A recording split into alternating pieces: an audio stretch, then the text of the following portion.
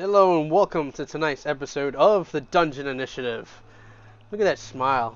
How you doing, Fen? Doing pretty good. Like how you're How laid about back and you? a popped up Doing collar. just, Oh, fancy, fancy. Everybody else doing good right now? Moved in, comfortable, happy, perfect. It's been a little while. I feel like, we're a little disoriented after this last, 2 weeks or so, but I think everybody has been kind of going through it, as we always do, especially around the holidays.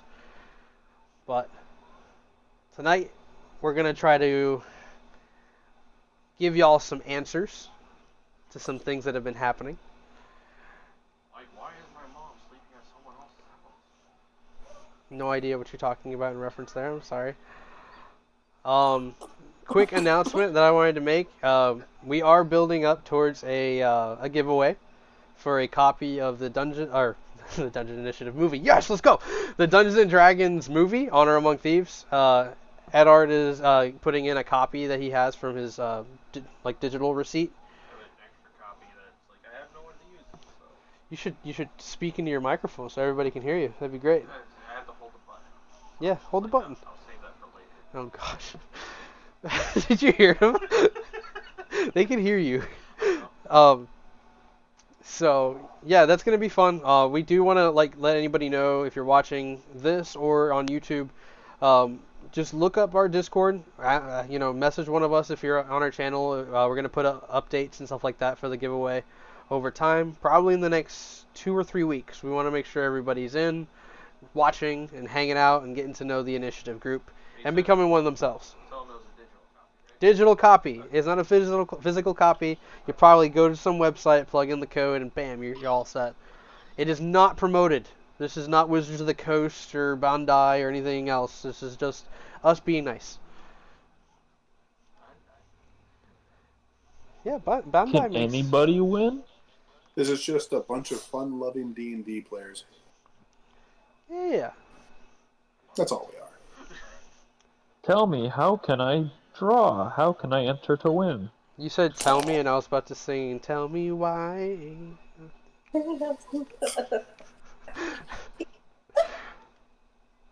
Alright. can I get a copy of this really awesome movie? Yeah. I'm gonna give you guys a how can you get it? You didn't really tell anyone how to enter to win. Oh, we're just talking about it right now. Oh. We need to come up with details along the way. Oh. This is how you start, It's a whisper, and then it builds up into rumor, and then eventually it's. Whisper, and then it becomes a win. No, stop!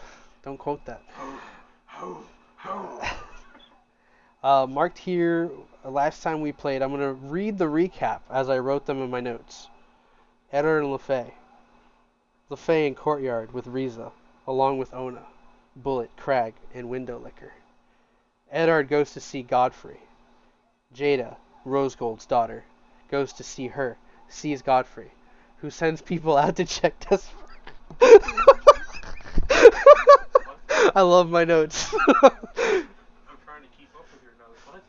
No, so it hit bullet points. It's just like you saw Jada, Rosegold's daughter, goes to see her, sees Godfrey, and then there's a note that says Godfrey resents Eddard leaving him. Eddard warns him of Rosegold. Riza is full of meat. Ona is too. Lafaye takes the chicken. Don't remember what that means. Did you snatch the chicken away, Lafaye? The meat. And then Eddard prays to the Raven Queen. Yeah. Sort of. Where is Lafaye? Why has she not responded? Yeah, it's just a little bubble, and it's disturbing me. Lafaye. I am here. Hey, Whoa, there you yeah. go. Hey! Well, I was making something. I was making croissant.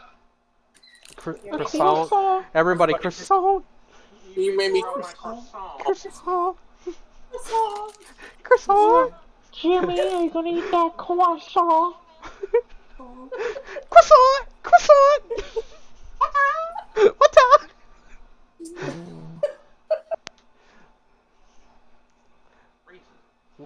No, stop. No, I'm just kidding. Zoe and Fen with the Night Knockers. Zoe goes over the green-flamed Red Rider. Fen tracks deer. John and Edgar the Tabaxi go with him. Wandering spell. Fen saves, and so does Edgar. John gets lost. Where's John? And the final note is enter the crevice. Enter the crevice. That is Also, Eddard got glimpses inspirational. where people are at, whether it's current or Oh, sort of future. yeah, there we go. I'll be right back. I'm not sure if that was on there. Since you're doing recap, I'll be right back. 30 seconds. No, you have 10 seconds. Beginning now. 10, 9, 8, 9, 8, 7, 7, 6, 1. 5, 4, 3, 2, 1. No. Are you back? I see what's going on. My notes. You just hear Eddard in the background. Is he back yet? I was in the middle of drinking soup. Did it come up your nose or something? No, I almost choked. That's a question. Do you drink soup or eat it? Both, because if you have the broth, you're drinking it. If you have the bits and pieces that go in the broth, you're eating those bits. So you're essentially doing both. Now, here's another question. Is soup just a really wet salad? Yes. Can you stop ruining my food right now? It's I did not eat healthy today. Do you have cabbage in there, or any other sort of greens? It's pasta, It's so pasta. It's wheat. It's literally just ramen. That's it. So is spaghetti Well, a salad? I don't even think it considers it a ramen. We're gonna get banned just for this. How dare you? You just call spaghetti a salad? Just question everybody's existence. You I have, think the better question is a hot dog a sandwich? Yes, it is. Is it? It is bread with meat. have you guys seen the second Between Spider-Man, buns. the Spider-Verse movie? I know you have. It is Where- a sandwich. What's the name of the character where it's kind of like Budapest or India? Damn. Buddha? Come on, the guy. He has like a yo-yo spider web. Spider-Man, but I can't remember his name. They end up there, and they cut to a scene where him and Miles are sitting together having chai tea. He goes, "It's not chai tea." Wait. This Which movie is this from? This is from Across- the second one. Across the Spider-Verse. I haven't seen it. It's not a major spoiler. It's just like a No, small snippet. I know, but I meant like I'd never seen it. It Like, taught I me. haven't seen It taught me something. Tell them it's on the Apparently, chai just on means Netflix. tea. So when you're saying chai tea, you're saying TT. Yeah. Titty. You must be so proud of yourself. Do you No, want to go no, star? No, you need to know see better. the movie. With the context, it's even funnier. I know what I'm talking about. You know what the better part about that is chai tea lattes. You're basically asking for a TT coffee. Titty coffee? My titty coffee.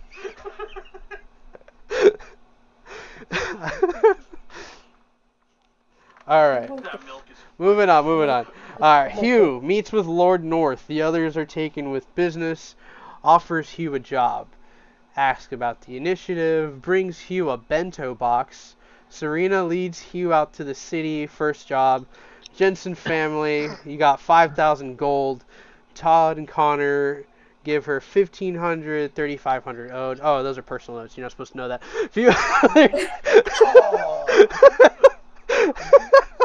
Like throughout the day, you go around, you harass a bunch of people for money. Agrees to go with Serena to the northern house, and Hugh Henry. Zulu, stupid. There we go.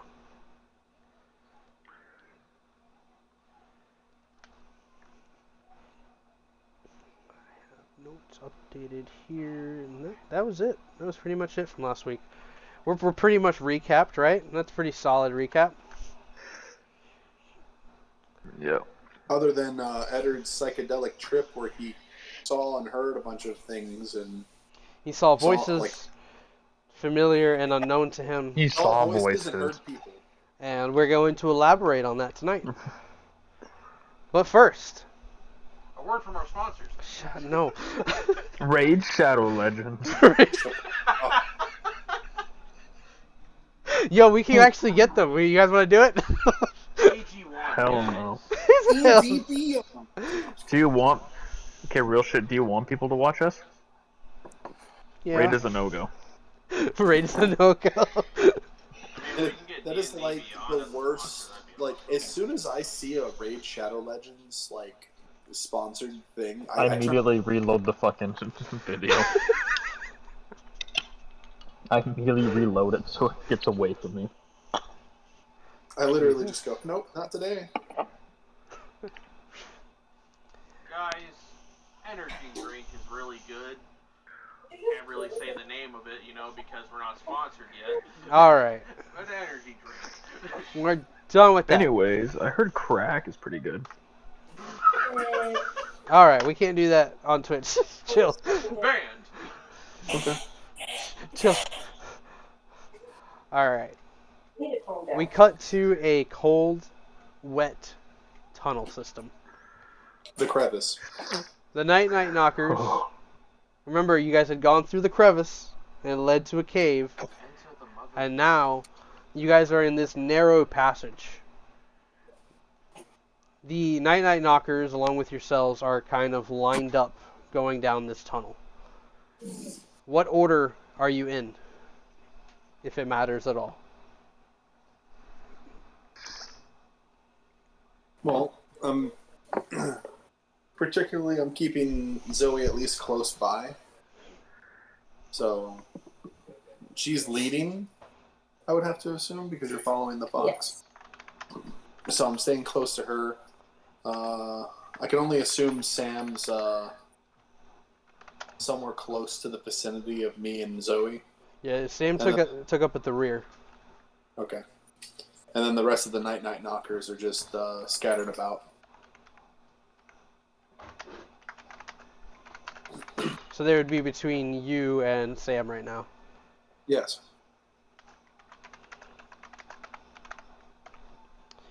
So, you guys are like pushing your way through this system, kind of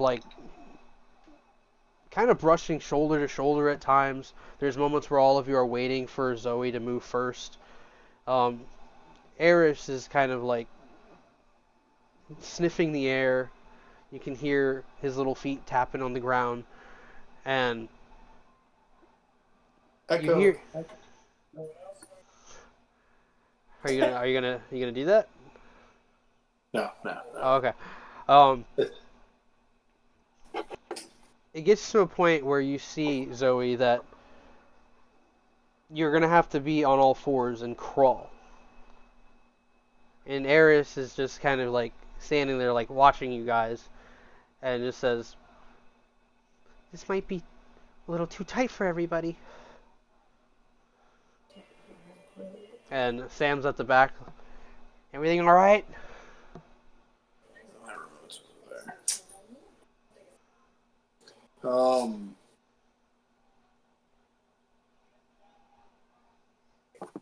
One second. I'm sorry. You're grounded from the couch. I'm grounded from the couch? You want to deal with my swollen knee? Yeah.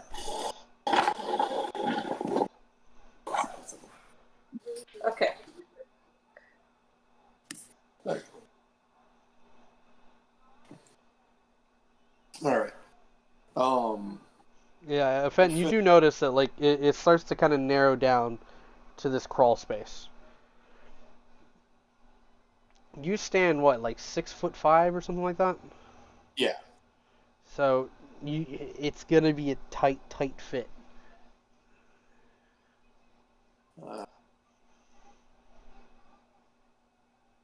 It's going to be kind of rough up this way. A small crevice. We're going to have to go one at a time. Sam at the rear, he's just like, "Wait, what did he say? What did he say?" And some of the guys, like, like his voice kind of echoes, And the guys look back at him and they like relay the message to him directly. And the guy just behind you, what was the name of that tabaxi? Edgar. It was Edgar, right? I think. Yeah, it was Edgar. Edgar did the taxi. I think that's what we were saying. All these Eds in this game. The will of Ed is real. Bro, your commentary unnecessary right now. The funny thing is that you're the only one that can hear his commentary. Unfortunately. Yeah, Edgar's just right behind you. When they relay the message back to him, Fen, he's just like, we're gonna give you guys some space as we go one at a time. Okay. Well, Zoe, go ahead. Zoe looks at Fenrir a bit, and then just like scratches at her head slightly. Yeah. And just like she starts to like move onto her knees and just sighed faintly. I really hate doing this a lot. And just like crawls in and looks at Eris. I bet you're happy. No, I'm not. Fen's gonna have a hard time in here. And just he starts to like lead you on, and it does take quite a while. I would say the span of about 2 or 3 minutes. Feel like they stretch on forever. And I need you to make a wisdom save as you go through.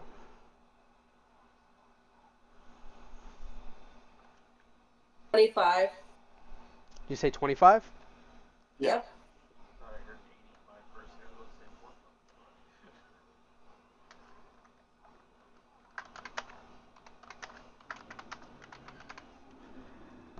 So, you start to hear faint little whispers around you.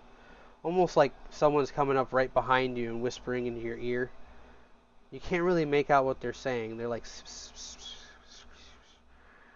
And Eris ahead of you kind of comes out of the other end of this tunnel. And you can just kind of make out a split coming up ahead. And Eris is like, come on, you're almost there. And as you make your way out... She's like, you said that the last time. Small victories? Yeah, I did teach you that, didn't I? You did a good job. Alright, Fen, your turn. I'm gonna start crawling my way through. Alright.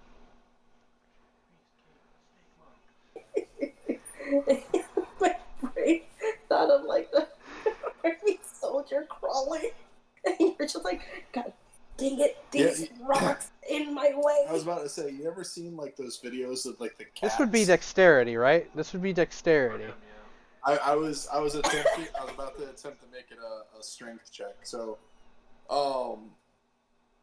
you know those cat videos where like the cat's under the couch and it's like strapped onto the ceiling of the couch, and when you go to like take a video of it, just starts crawling. Mm-hmm. Yeah. Okay. As you're crawling your way through, you do notice that it starts to slide against you, and your armor or whatever you're wearing on you starts to catch. So. I mean, at most, I'm literally just wearing a normal shirt. Okay. No bags, saddles, or anything like that, right? Nothing too crazy. I got a side satchel, but that's about it. Go ahead and make a dexterity check to push your way through.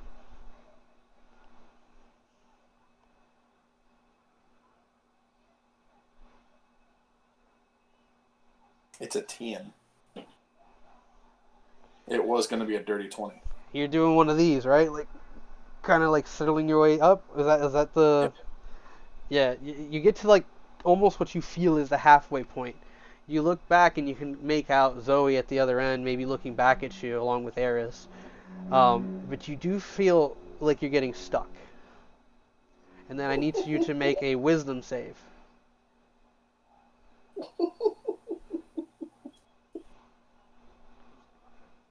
I think that's Zoe right now. 16. Oh, is that laughing? Yeah. Yeah. She's kind of like giggling because she actually likes to see Fenrir at least suffer slightly because she's always seen him being very badass. Uh-huh. Sure. Just brings back old memories. Jesus. Good thing he passed his save, because that would have been bad. You start to also hear the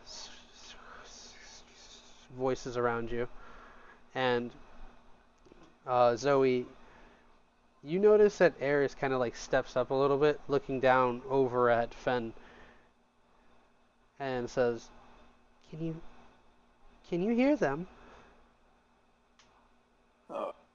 A bit, yeah. It's whispers? It's weird.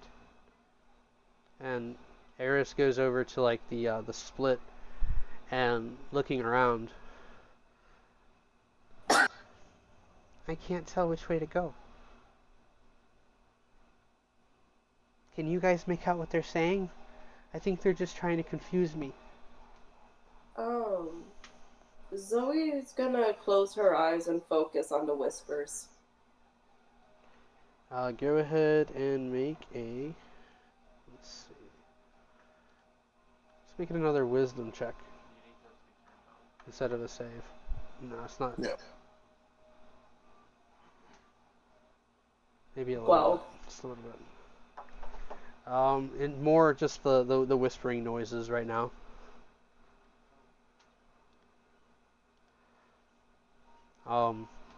Over to Fenrir. Kind of pulling himself out of the hole at this point, right? No, you were stuck last you checked. Okay. Edgar's kind of like at the other end. Friend, are you okay? Just a little stuck. Do you need me to grease you up? Like pocket bacon. I mean, that could probably help. Zoe, you have no idea, like, how close you were, actually. Actually, yeah. He reaches into his bag, and he's, like, digging through it, and he starts taking out pots and pans, and he takes out this jar of oil, Oh no. like cooking oil. And he's, like, kind of, you're gonna have to move back toward me, please. I'm gonna try and go back Go toward ahead. them. Make a dex check.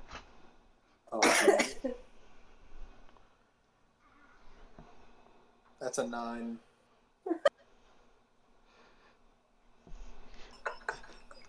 He just sees your legs. Oh. I guess I can work with this. And then he just like you feel like these paws working over your stomach. I hope this is okay. This You feels could weird. you consented to this. I'm just helping. And then like you feel like go in between like your arms and your stomach.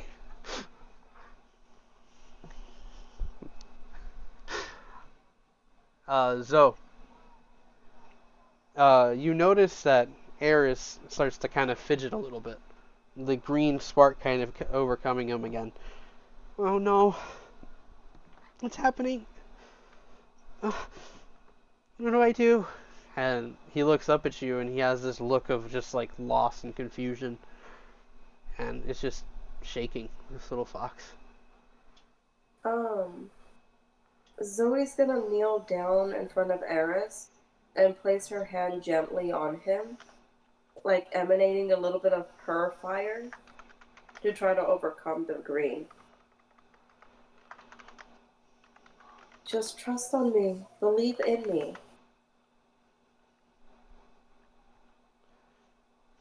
Remember the fire that we used to have on those really scary nights that you were afraid of being outside? Make a persuasion check for me.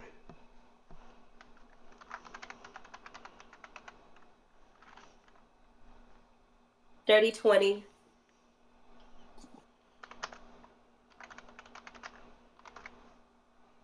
Eris is just kind of looking up at you, shaking. His eyes, just these big bulbous greens and red colors flashing, and you start to see the green start to diminish and go away. And he closes his eyes. Seems to be in thought. Fen, make a dex check. It's Can I do tearing it with my new advantage because I'm all greased shirt. up? What was that? What? What was the question? Can I do it with advantage because I'm all greased up? Yes. What? Wait, no, I need to know what he said. Dirty 20. Yes, sir. Can't keep that commentary Greased to up deaf yourself. guy. What did he say? Wait. He's the Well, I greased up think I deaf said guy. something, she heard it. I was saying, when you said for Fen to roll a dexterity check, I thought, like, as he's gonna start pulling, just whatever's grabbing onto his tearing up his shirt, he's like, my new shirt! It's all oily now. Just rags. Why did you sound like Lucy? That was so cool. Oh. Effie, Yeah. Vi says that she's okay though. Yeah, she messaged me back. Told me she was in the hospital. What's going on? Probably still the COVID recovery and all that. And she's got complications too. But we don't need to get into that right now with live and all that.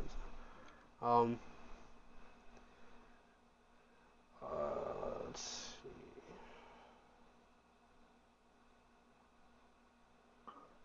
Yes, so you did your dex check, and with a 20, you do feel that tight squeeze, but it becomes a little bit slipperier, and you finally start to make your way through. Zoe, you kind of hear him as he's making his way and getting Harris' attention, and Fen just kind of crawling out, and then finally getting through the hole. And then Edgar is just like, I think I'll grease myself up next. That sounded so wrong. Fenrir's gonna kind of like look back down into the hole. Bring a rope through as well, so we can actually guide everybody a bit easier. Maybe you could even pull us. Yeah. Yeah, we'll go with that. Eris stands up and sniffs around, starts to think. There's still a lot of voices in here. I think some of them are other spirits. Then there's something else. Something poisoning the sacred ground. What do we do? I actually really don't know what to do here. She's gonna pet Eris lightly on his head. Don't stress yourself.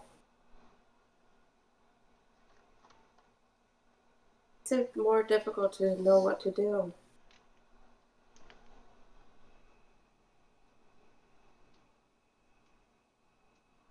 And if anything, whatever is dirtying this area or corrupting this area, if it's physical, I can punch it. So. Punch anything. Eris kind of gives you a hint of a smile, as close to what a fox can give. Chitter. The rope comes through, and you hear Edgar, like, everybody grease yourselves up. I'm not putting that stuff on me. And Zoe, you start to hear a voice coming from the left side tunnel. Starts as a whisper.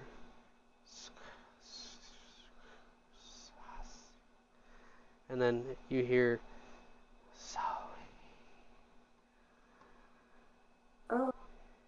Her ear's gonna flick slightly as she looks down towards the left tunnel.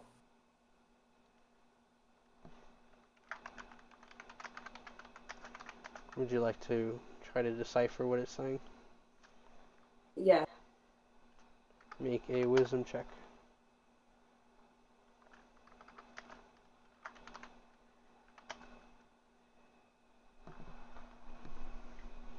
Jeez. Okay, so persuasion, I'm fine, but wisdom, I'm not having a day. Do it with advantage because Eris is there with you. A 15. 15. Better than what I rolled earlier.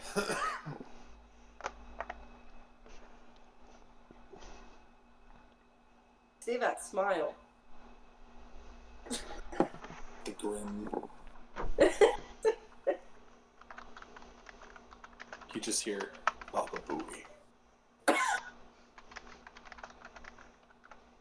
Jesus Christ. Can I just say that that's... Bubble Booey? So focusing in, Eris like raising his ears. You start to hear this sickly voice. Come to us. Save us.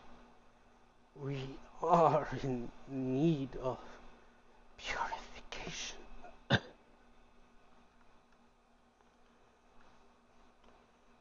And immediately Eris is like, that could be them. They need our help. Can I roll an insight check on that, actually?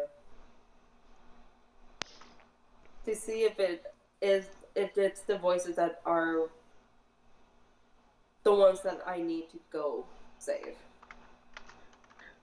I don't trust shit anymore. A genuine plea for help. Yes.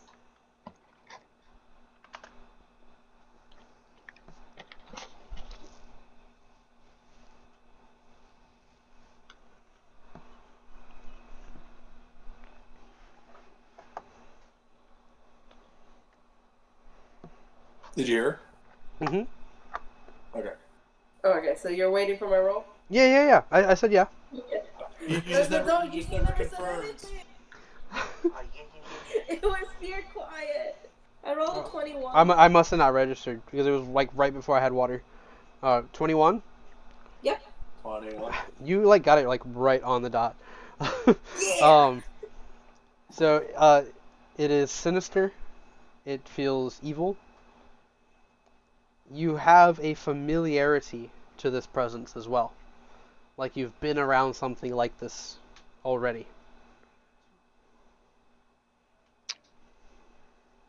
She's gonna scoop up Eris. Don't listen to that one. But it could be our friends. It's not. It's not our friends. I trust you. I have to try to block them out because they're starting to cry. Do you hear She's them? gonna... And you don't hear them now. It's like it just completely cut you off. She's gonna hold Eris closely, like pressing his head into her. Listen to my heartbeat.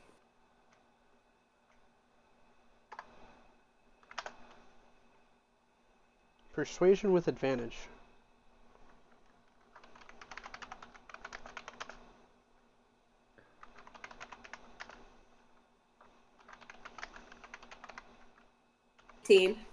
What is it? 18. Solid.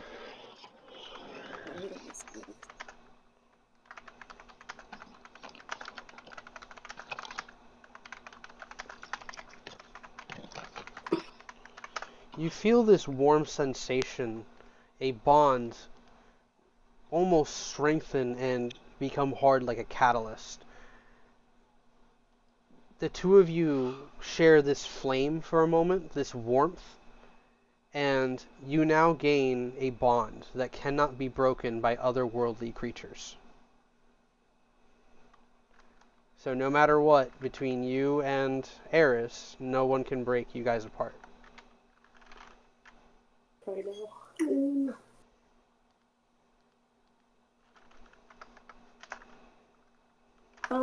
She's gonna look over towards Fenrir. I'll give you details on that later too. All good. Oh, the rope is through, by the way, and I would say Edgar's like, I was able to fit pretty nicely. That was not a problem. Everyone else Didn't ready? seem- Is it because you're a cat? I'm a cat? Jesus. Just stare at him a bit. No, you're. Make a perception check for me, both of you. Oh no. A 17. Okay. Just waiting on him. 15.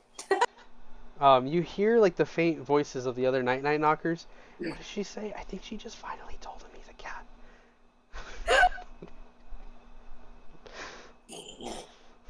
And Edgar is just standing there like, you guys are weird. And I got the rope, let's go! And Eris turns to the right tunnel and says, this must be it then. When the others get through, we'll be getting closer. That is true. I love you. And the eyes get doughy, the ears perk down. She's look at him. And she'll smile. I love you as well. Always will. His mouth opens, he gives you this toothy grin. That reminds me of oh no. Oh no. Just with no teeth. And as time passes, the rest of the group gets through. Sam is the last person. He's like thrown his shield and armor up for you guys to grab. The rest of the group is like grabbing onto it. And they pass him the rope and he's starting to make his way through. And as they're pulling him, he's like, oh, well. Ready? And they start to pull him.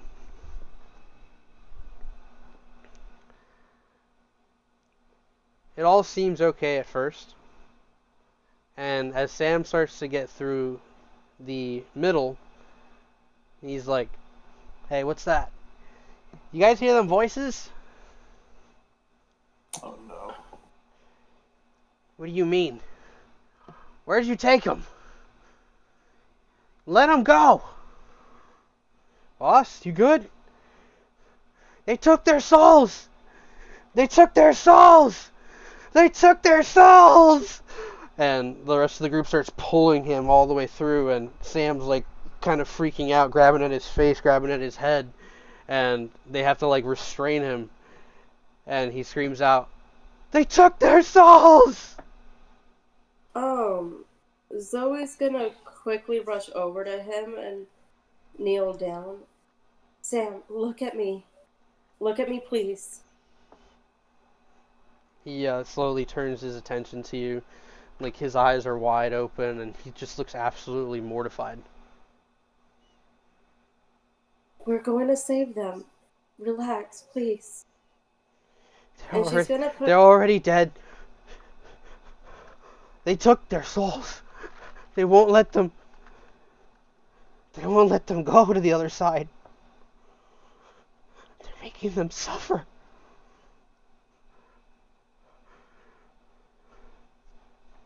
And as the group sits there in silence, Eddard, I need you to make... Let's see where it go.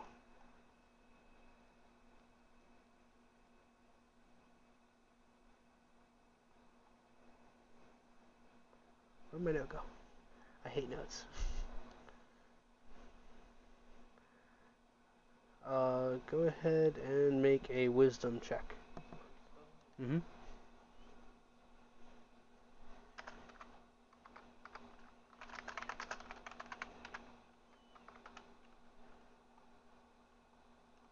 That'd be up here. Yeah, just make, yeah.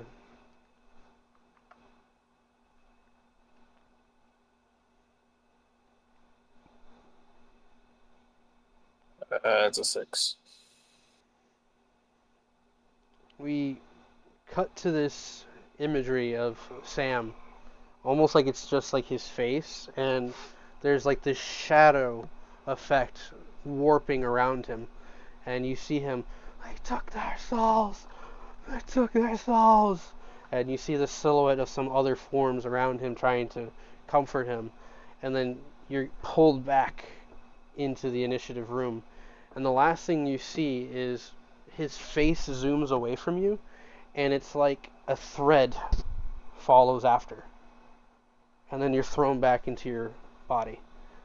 And this time when you come back, you're sweaty, you're drenched and tired, and when you look outside, the day has passed. Wait, how long has passed? A full day. It's now night.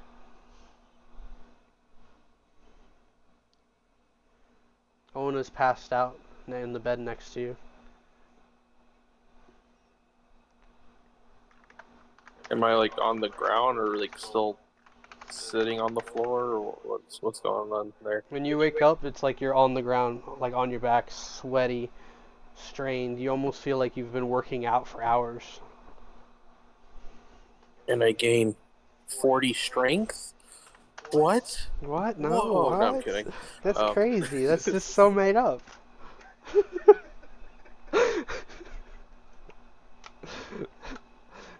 Fen, he changes his strength ability score to 30.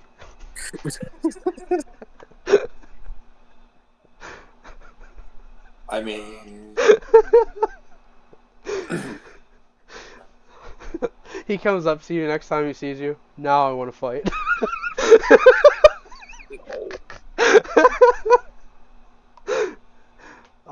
But yeah, it's night out, and you wake up in this cold sweat, and you realize that whatever you were doing in the last, like what you thought was a few minutes, really just took you out of it. it's kind of laying there for a moment, processing everything that I just saw.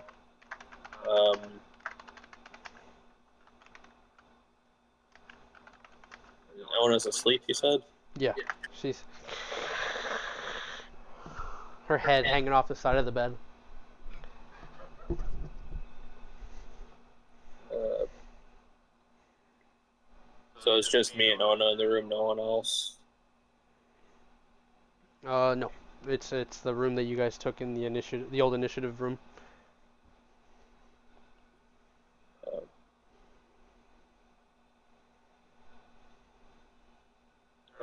Eddard would kind of get up, just wiping some of the sweat off his face and everything.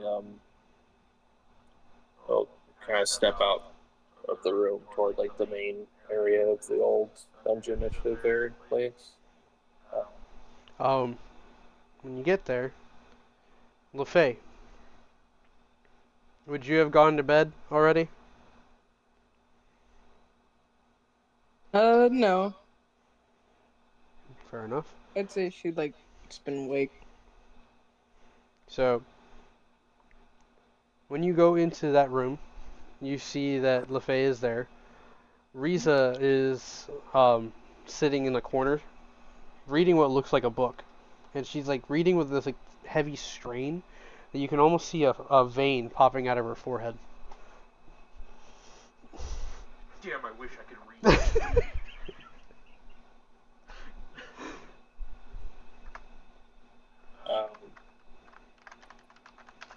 Eddard would kind of notice him, but like, he still kind of just walks out of the room, kind of just going outside just to get fresher air. He's trying to control his breathing a bit. As you are about to head out, Riza like sits up. Hey, Do you know how we can get some food around here? Yeah, just go. Yeah, then continued outside.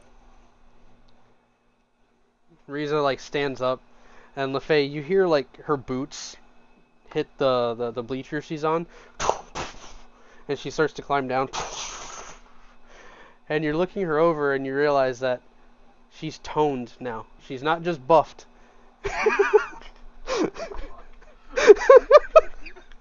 Lafayette's gonna stare at her, like, in awe. Mommy, That's exactly what's happening. Mommy, sorry.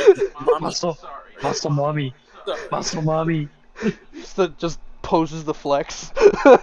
Oh, shit! I'm gonna post something. I feel like this is what it Yeah, looks like. Yes. she's gonna look and she's gonna be like, stop it. She's gonna look and she's gonna be like, whoa. What? And you also notice that her voice tone has changed. It's a little deeper. Just a slight bit deeper. Are you going through a second puberty?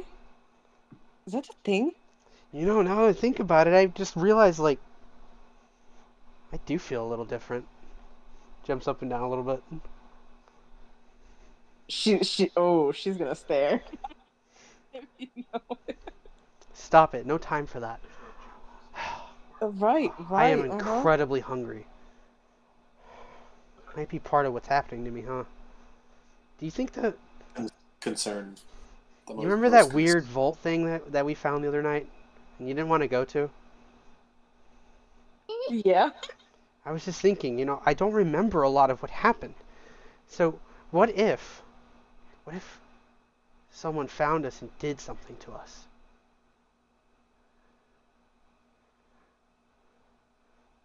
But like a serum or something. We should go check out that vault. And you see this glint in her eye. Do we really have to go back to the vault? No, I guess not. I'm hungry. And yeah. she turns towards like the double doors opposite to the entrance of the initiative, and she like pushes them open and like walks through, and you see there's this long hallway that leads into the castle.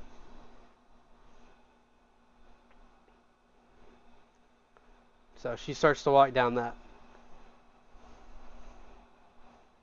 She's gonna follow. All right. So as you follow her through, eventually you come to this smaller set of doors. She pushes that open with no problem, and she looks around, and it's like this split that goes one way and then the other. And she goes this way. And she starts to walk off to the right.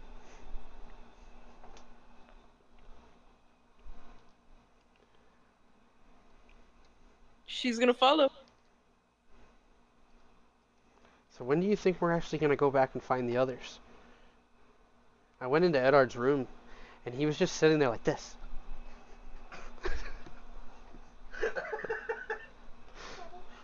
Oh, is he was possessed? I don't know if he was possessed.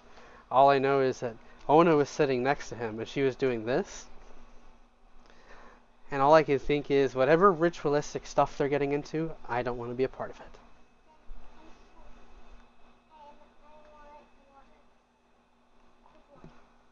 Dale agua.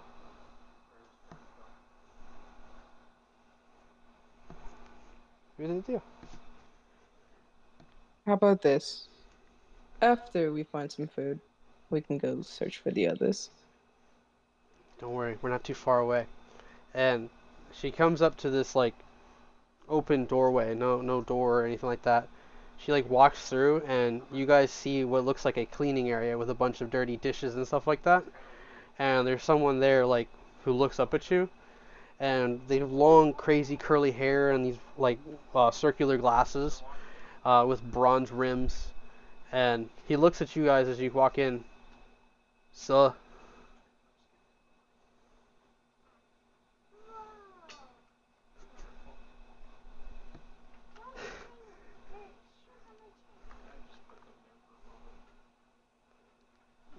I said, "Sir." Lafaye! Listen, stop diddly daddling behind the screen. We know what you're doing. Ain't you seeing? No, what are you Ain't you talking seeing? God is No. watching. Oh, no. Stop.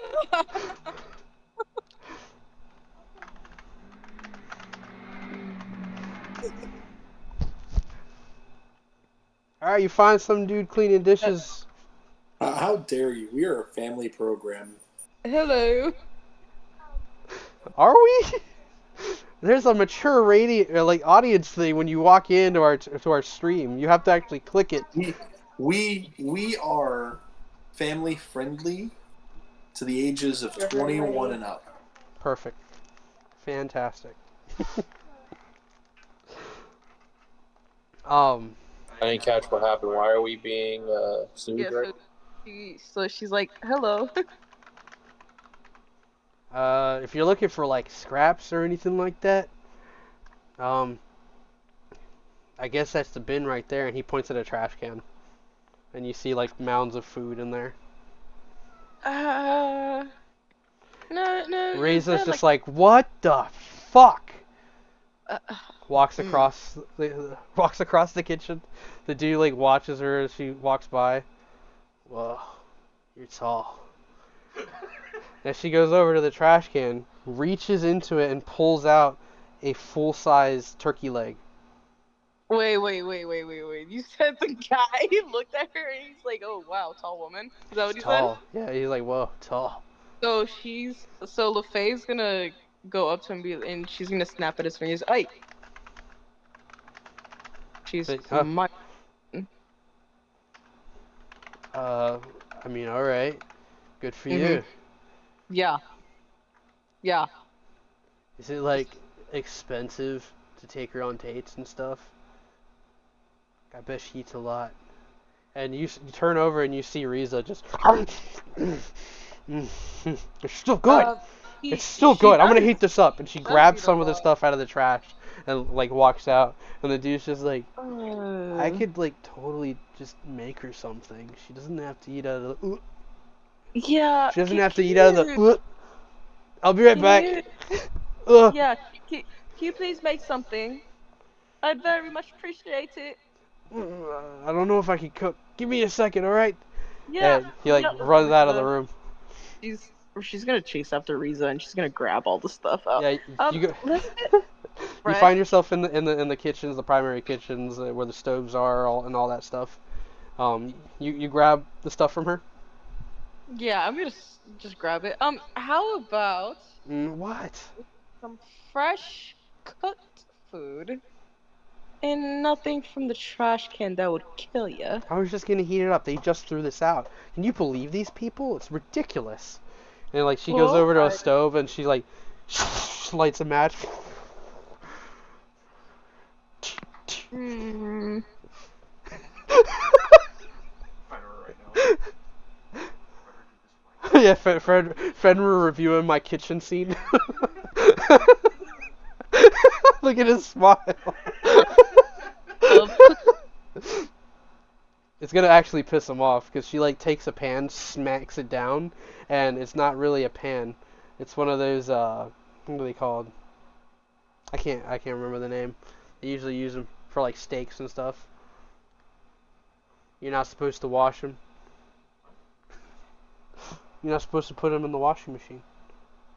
I have no idea. Yeah, I forget the name of it. But Reese's gonna do it.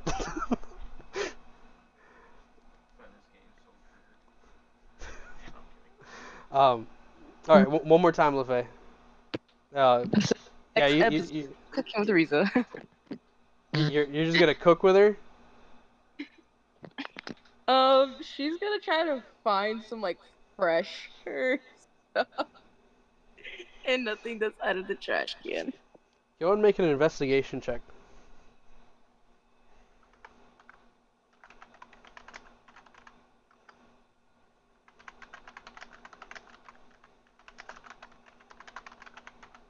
Hang on.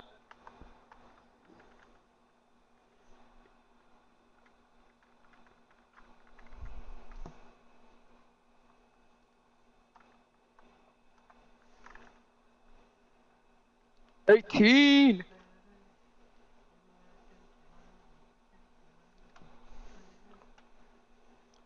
With an 18, you begin to kind of like look around through the cupboards and such, kind of finding some fresher ingredients than what she has there. Eventually finding this cooling unit, and make a perception check here.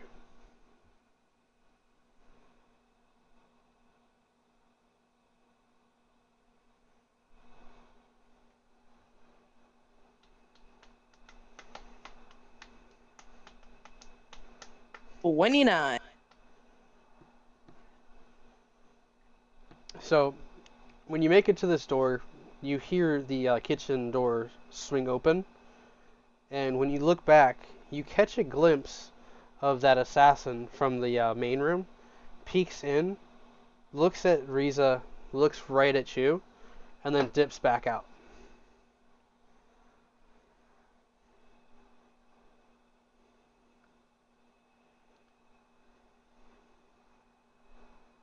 Yeah, she's gonna follow. Alright. So you go through the door. Make a dexterity check as you get to the door.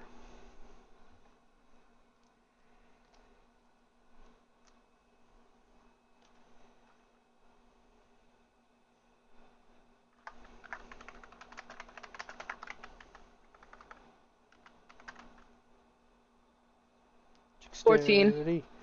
Dexterity. Oh gosh. So with a 14, you approach, and as you're looking down at the bottom of the door, you see like the light coming through, and then a shadow appears like someone's coming up to it. You step back in time as the door swings open, and you see a maid dressed in a white and black outfit stop short with a bunch of glasses in her hands. Oh, I'm sorry. Are you okay? She like sidesteps you and goes immediately over to the kitchen and sets everything down, and then goes to check on you. Oh, Yeah, I'm good. oh, I'm so sorry. Her hair What's wrong? is jet black and it's done up in these like crazy spirals that go all over the top, almost like she has Mickey Mouse ears, but multiple of them. Her makeup is all done up, and she's like looking up at you, and I need you to make a wisdom check.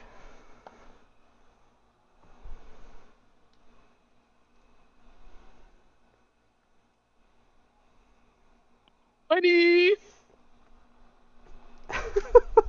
You feel this like kind of warm sensation, almost like something's coming over you and making you feel relaxed, and you realize that she's doing something to you right now that's causing this, and you shake it off. And she goes, "I'm just trying to help. I'm sorry." It's fine. Okay. Did you happen to see a person walk by? Sketchy person? I don't know a person. What person? Never mind. I think it's just my imagination. Oh, I like to live there sometimes too. And she turns and she sees Riza, like, taking two hot pans and, like, sticking them together on top of the turkey. Oh. And you see this little maid, like, kind of go up on her tippy toes for a second and then come back down slowly. And who are you? Riza turns to look at her. I'm Riza. Oh. And she, like, slowly walks over next to Riza. I can help you if you'd like. And Riza's like, yeah, sure, whatever. Can I? Sides over, and she starts to grab, like, bits of bacon. No. Love circle. Lafaye feels jealousy. You seem to feel that 24/7. Can she do what's it called? Like Intervene. Insight? yeah, insight. I mean, sure. And she just wants to make sure she's not that person's not doing anything funky. Okay. You do see her start to kind of like set the pots, the pans down correctly, and start to explain to Riza how you only really need one, and then goes under the table counters and stuff, and she pulls out some foil and puts it over 14. the. Yeah. What did you get? 14. Uh, she just seems sweet, kind-hearted, and yeah, you could definitely tell that she is a little rosy in the cheeks under that makeup that you saw. What's up? So what you doing? And she's gonna walk over. You're gonna have to give me a minute. So you teaching? What? Teaching? No, I just saw her cooking incorrectly, and I just wanted to help her. Yeah, that's nice. Distraction complete. Eddard, where did you go? Oh my god, bro. You know what he just said to me? Like, the disrespect? I forget, like, what's outside of that, yeah, outside of the initiative base there? Oh, it's the garden. Okay, yeah, we'll have gone out toward the garden area. Okay. Um, I imagine there's probably like a bench or something there, right? Mhm. Yeah, I would have gone over to that, just kind of sit down and like his face in his hand and everything, just thinking over everything. Like, did Eddard kind of does he get an idea of like what it is he saw, like what any of that was You or saw a meant? lot of those threads. You saw a lot of people. Some of those threads were different colors and stuff like that. You're trying to figure out what they mean. The most familiar things are the ones you concentrated on, like trying to find Fenrir, Zoe, and Hugh at the moment. And the last image you saw was Sam freaking out about something.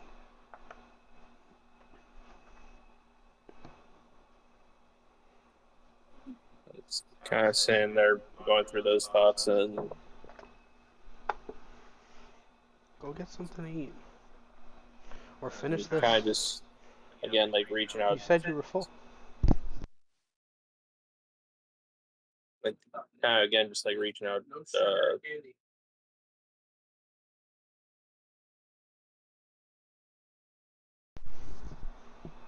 Sorry, go ahead. Okay, I just didn't want to interrupt that. So like it kind of sits there for a moment, going through all those thoughts, and eventually kind of starts reaching out toward the Raven Queen again, just asking, "What was all that?" 1 second.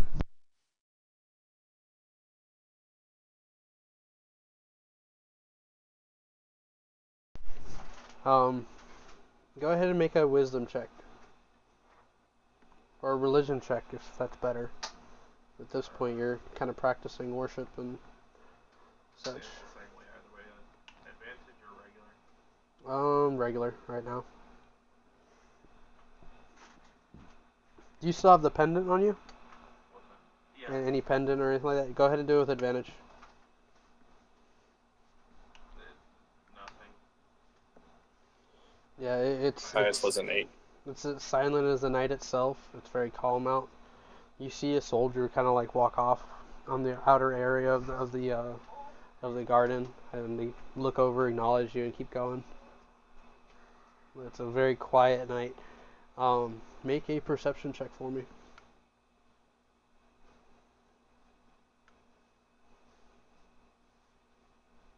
Why the fuck am I rolling so low? 8 again. Okay. 8. Pretty regular night, man.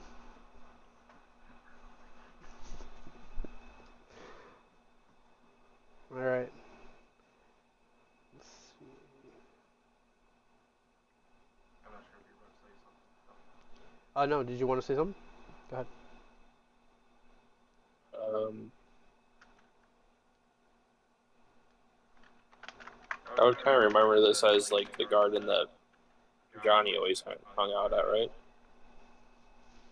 Or was that another one? One of them, yeah. There was this one, and then there was one like further south, which is actually a large park. Was there any specific spot that he normally hung out at this one? That bench. I can't remember. It was Or this he would, bench. or he would pick like a patch of dirt under a tree. Remember, he slept outside. Yeah, I know that. I was trying to remember if there was like a specific spot he always went to.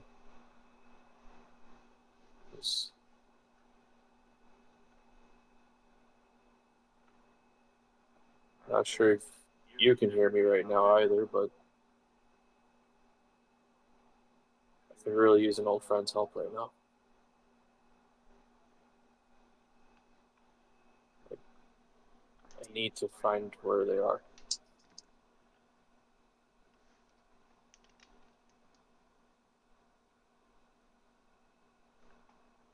Go ahead and make a wisdom check.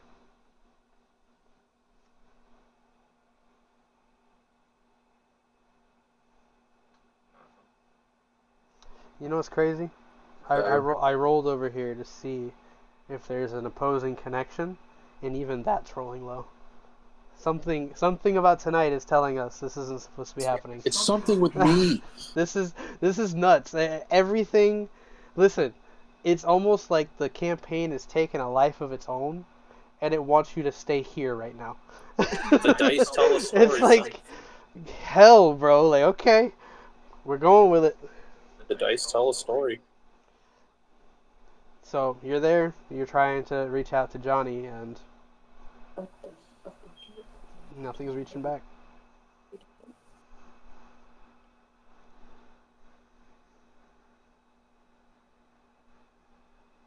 I'm gonna give you a cut back over to Lafaye,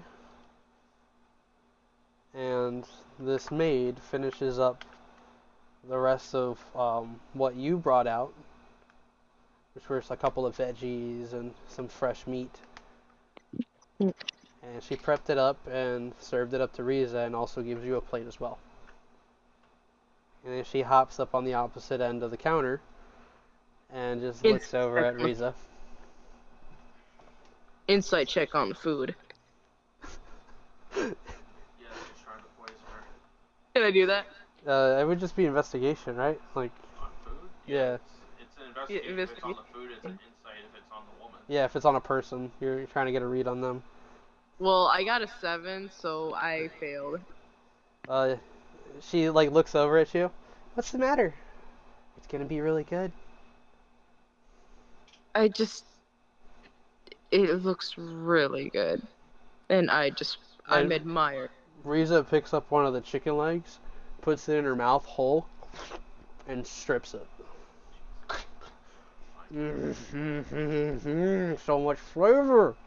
A is staring all in love. Looking down at the maid though, she goes, "Why don't you cook for like the entire staff? You should be in charge. This is delicious." And she like smiles. My name's Nellie, by the way. Croissant. Wait,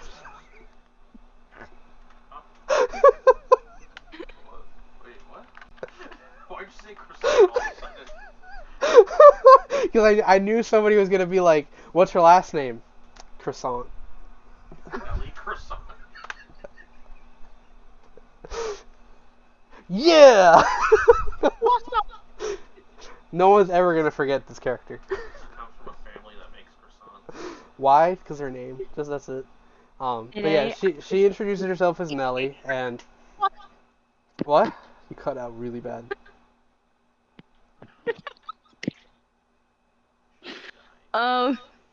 She's giggling, and I hear other giggles too. No, it's just because you said croissant, and I just thought of that one meme where just like, today I decided to have a croissant. Croissant. We're back on the croissant jokes. Stop! I could have dropped my croissant. I know. Was the lightsaber that keeps saying croissant every time you Oh swing my it? god. Look at all those chickens. Look at all those chickens. But yeah, Nellie introduces herself, and Riza, with a greasy hand, shakes her hand. Nice to meet you. I'm Riza, and this is my girlfriend, Lafaye. We've been staying for a couple of nights here.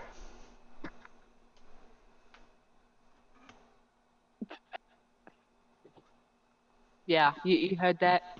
Girlfriend.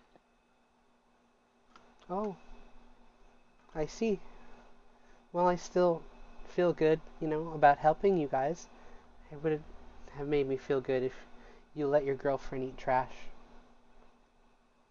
I tried to stop her. She didn't want And to listen.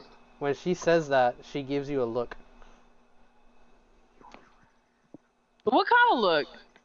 like the looking you over, sass look. Well, as you can see, I was trying to stop her from eating it, but she didn't want to listen. I saw her cooking it. She literally had 2 pans together. That's not how you cook.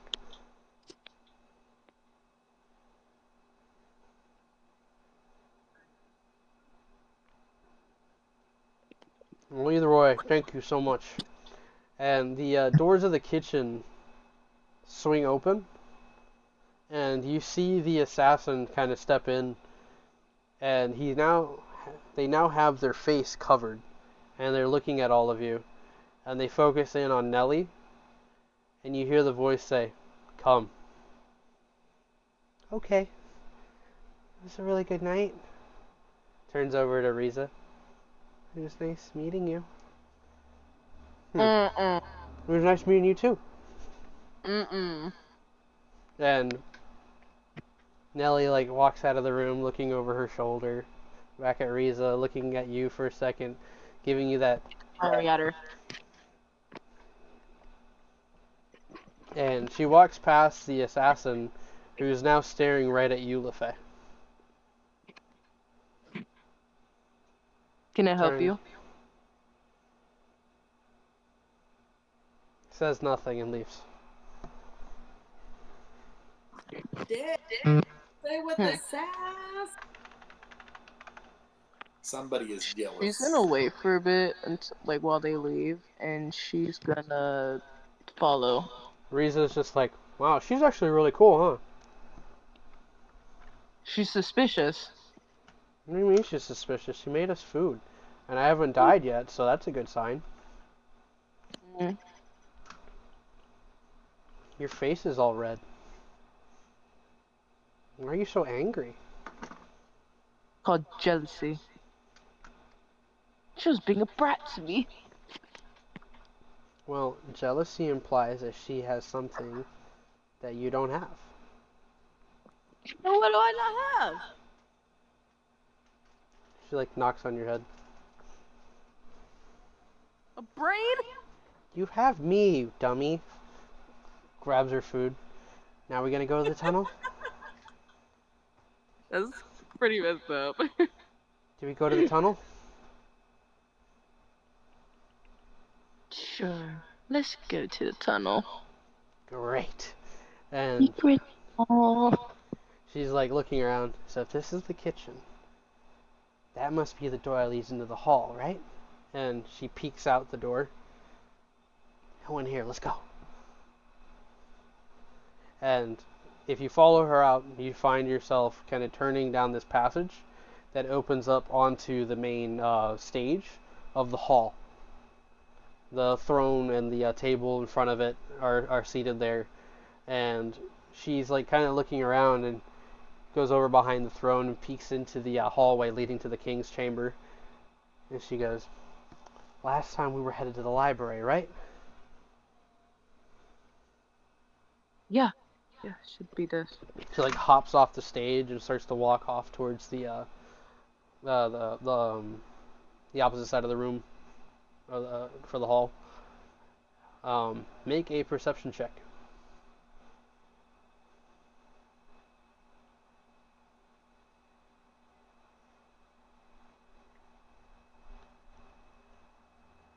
29.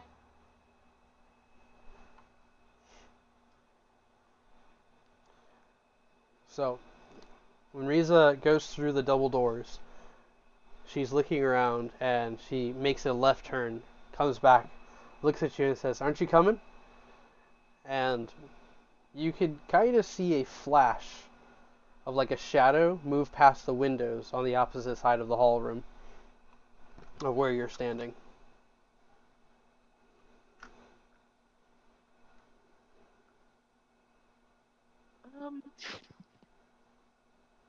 Is it okay if I check on something really quick?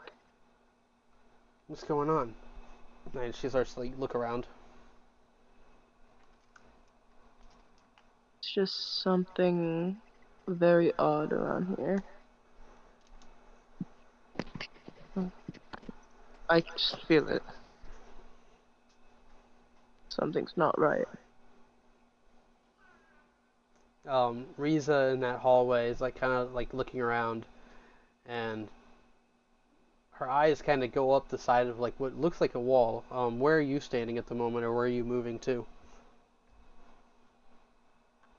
She's like going near the window that she saw the shadow. From this end, it doesn't seem like you see anything. Riza, on the other hand, from the hallway, is saying, "Come on, we should just keep going."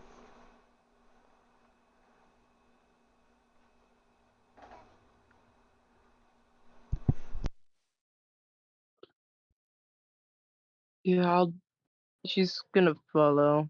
She's gonna shrug it off and follow.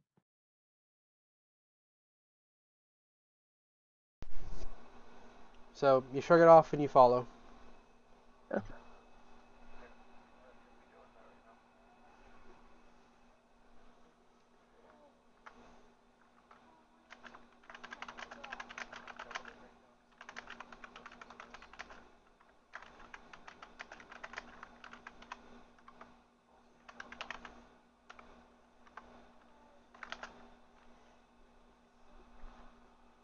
Alright. So you follow Riza down that familiar path, eventually coming across that intersection leading to the left. There's the door with the large lock opposite of the smaller door behind it. And she goes up to the locked door and she says, "Alright, do your thing. Let's go, Lafaye."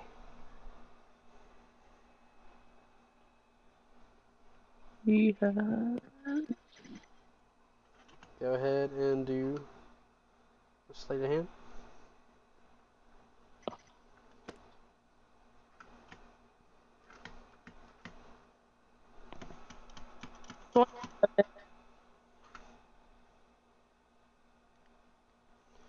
Holy shit. With a 27, you hear the snap and it comes open.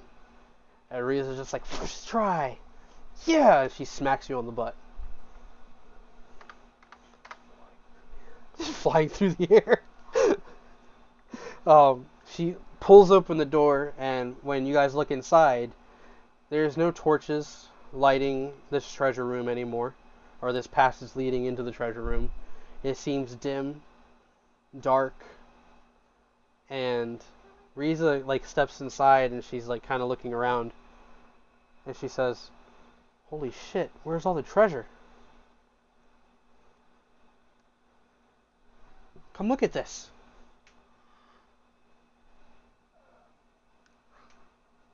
What is it? All the treasure's gone. Do you follow her in? Yeah, she's gonna follow and like look around. Um, so you go into the treasure room and you see like there's a column going down the middle, and you remember before that column was surrounded by chests and pieces of loot and picture frames and statues all on the corners. All of that has been cleared out of this room. And you hear a groaning noise that kind of shakes the room, and the door behind you comes shut.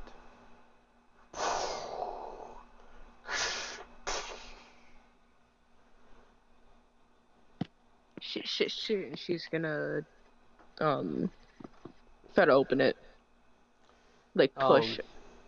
As you start to kind of step toward it, you hear a voice that says, "Do you always poke your nose into places it doesn't belong?"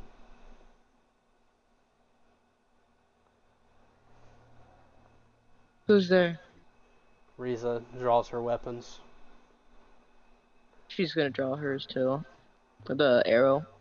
"I have been watching you for some time, and I don't like the scent you leave as you walk these halls. I can't even say for sure you are all who you say you are."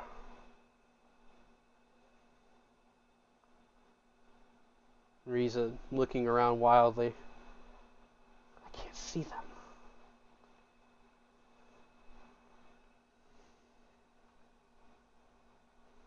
What did she say? That she can't see where the voice is coming from.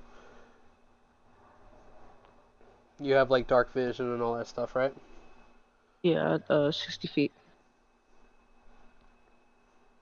Make a perception check.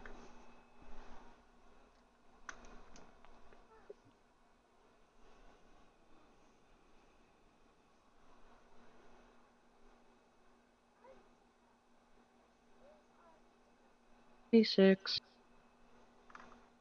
What is it? 26. 26. All the good rolls going to Lafaye tonight. Everyone, except me. There's always one, right?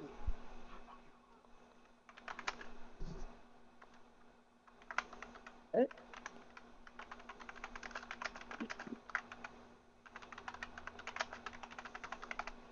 So, straining your eyes, peeking through the room, you eventually spot what looks like the silhouette of a humanoid standing off in the corner opposite to where you guys are.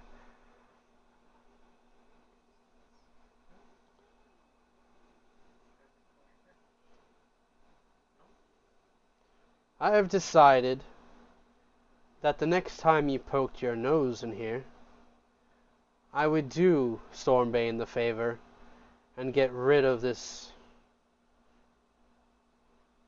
insurrection.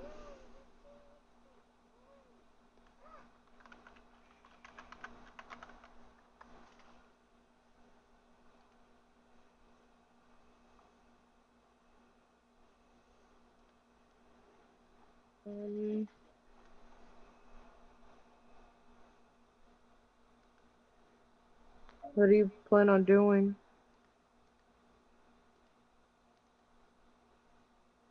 I plan to make this your tomb. And Riza, still looking around wildly, she snarls and she says, "Well, stop hiding and let us see your face."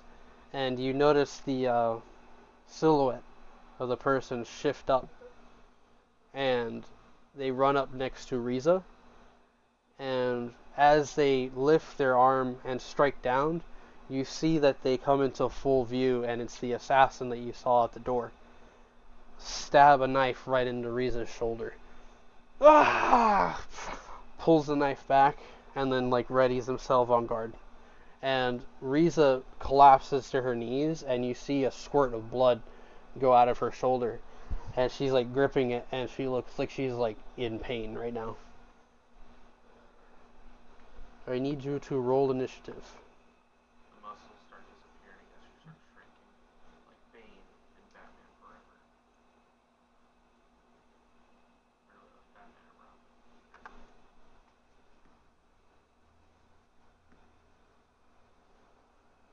13.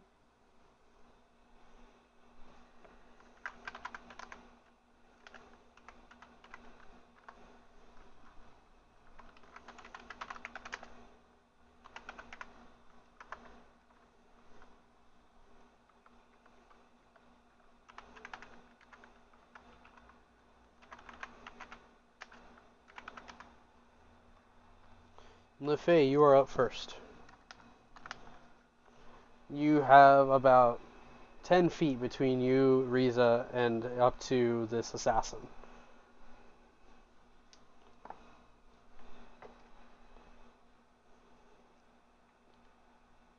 He's gonna shoot her Gale Piercer.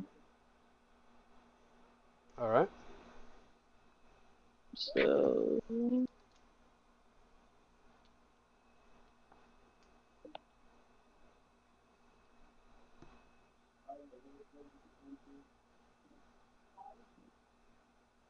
26. Hit. Alright, roll damage. That hits.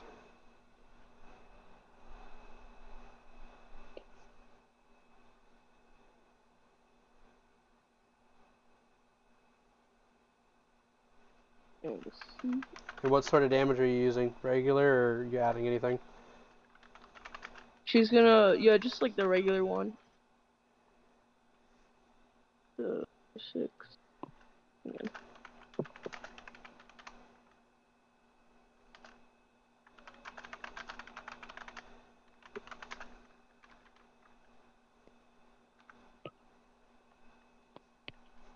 $24 damage total. So you see the shot strike into their chest, and they kind of like readjust themselves and look right back at you. And as the arrow fades away, you see that the damage kind of dissipates as well. And they say, "Good one. Next one won't hit at all."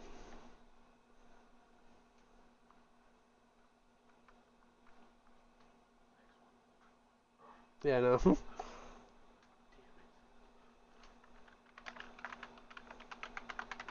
Yeah, and turn.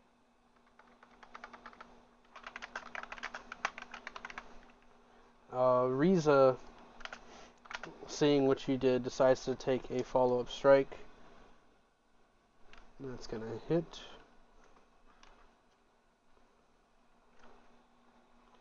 She lashes out with one of her axes, and the assassin puts up their guard, defends against it, but Riza follows up with a following strike and goes right across their chest.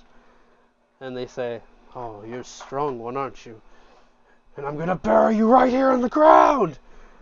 This is stone." "Whatever!" And then they take their turn. They vanish in front of Riza. Riza wildly looking about. Make a check.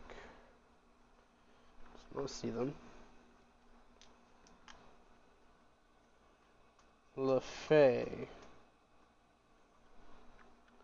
Does a 26 hit you? Yeah.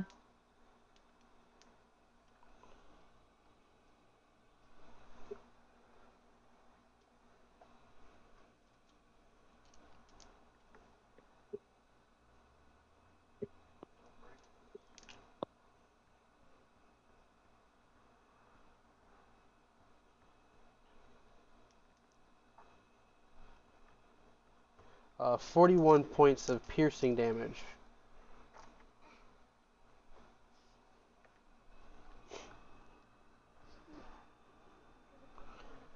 And then 4 points of psychic damage followed up.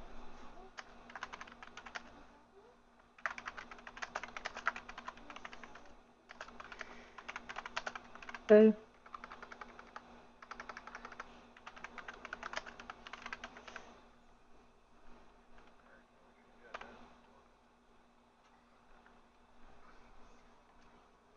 And goes back over to you, Lafaye.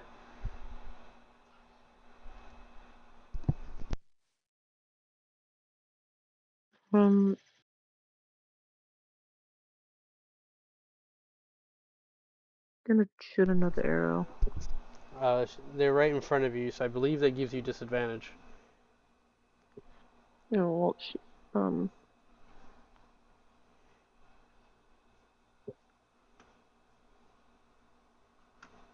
actually, she'll use her short sword. All right.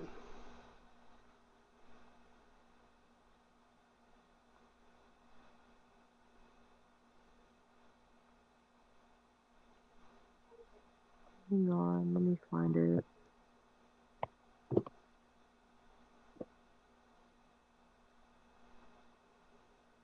$23 to hit.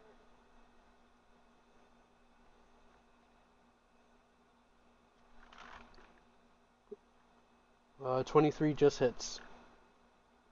And it is 5 damage. They take the 5 damage and they kind of chuckle. And they say, I thought you'd be a little bit better with that outfit on.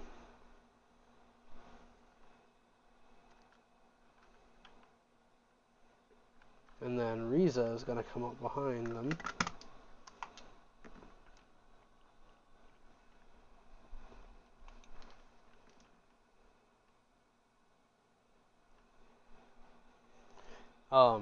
Riza drops the axes and comes up and bear hugs them from the back and pulls her up like this, giving you a clear shot to their stomach. And Riza like whispers in her ear, how does that taste? And gives her a squeeze. And you see like their eyes bulge for a second, and it almost seems like their veins pop around their eyes, getting squeezed by Riza like this.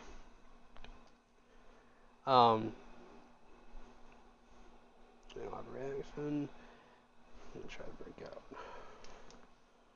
out. In response to this, you see that they become like a shadow figure that plummets, and then it shifts and moves away, and now stands about 15 feet away from you guys. And they say, you're making this much more difficult than it has to be.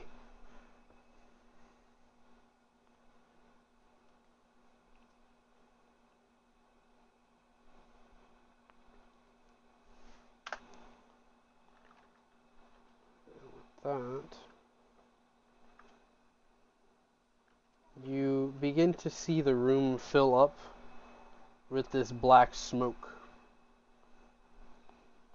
It fills the room until it completely clouds your visions, unless you have some sort of way to see through it.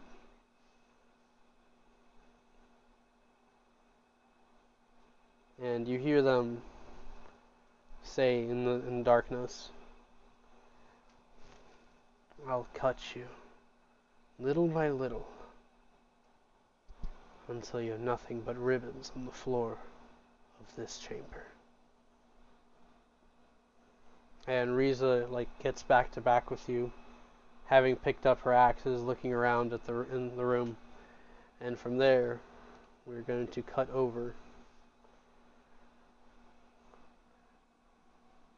to Hugh and Serena, who are walking up this paved path towards the familiar sign that says, Friendly Giant, just say Baba Booey.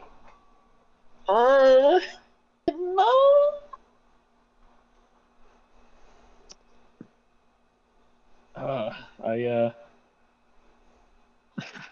I know these kids, and Hugh knows these kids in his head, so he's like, oh no.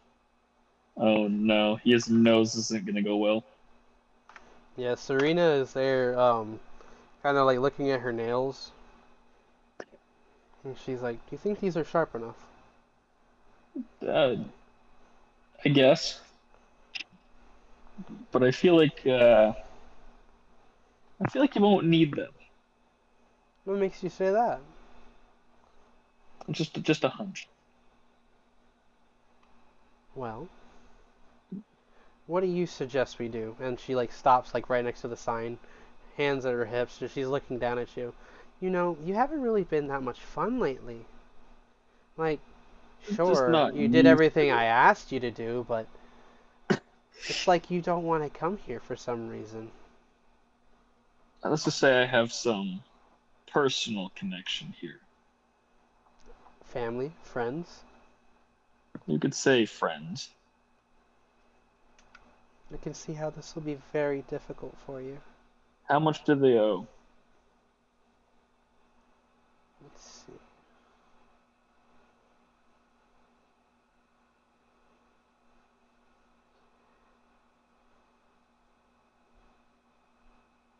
Close to 10,000 gold.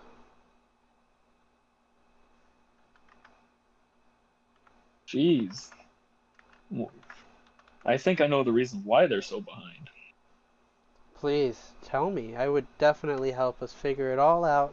Get the money, of course. And just go back to I the way don't think things there were. is a way to get money out of these guys. As the parents are dead. She like pulls up a chart, looks it over. Yes, the Zulu family. Their inheritance went to the children who took over the home. I Very don't think the children odd. are there. I I often don't know what wondered, they are. should they even have a home? I mean, children living on their own seems very odd. They have a guardian of some sort, but he is not fluent in common language.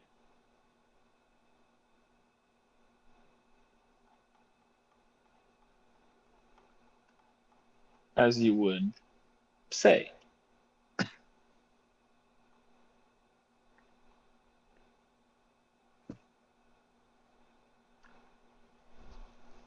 So what do you suggest that we do, Hugh?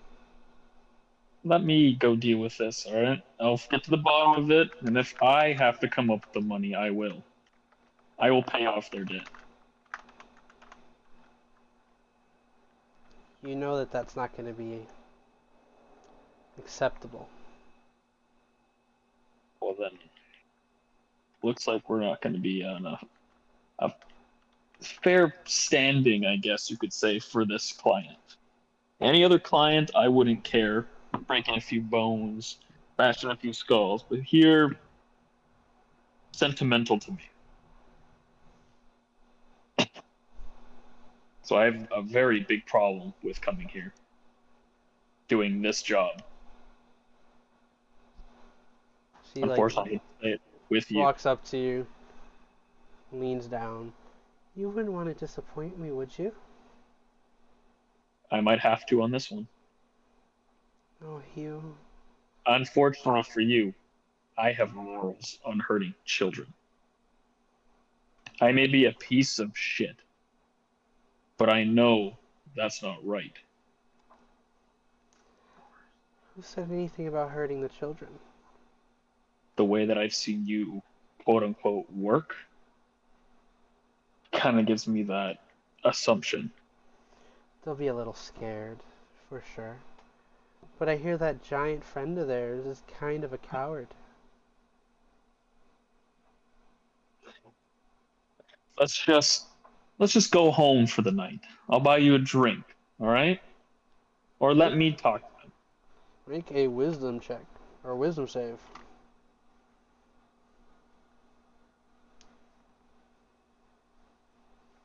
them. If I have to fight her, I'll fight her.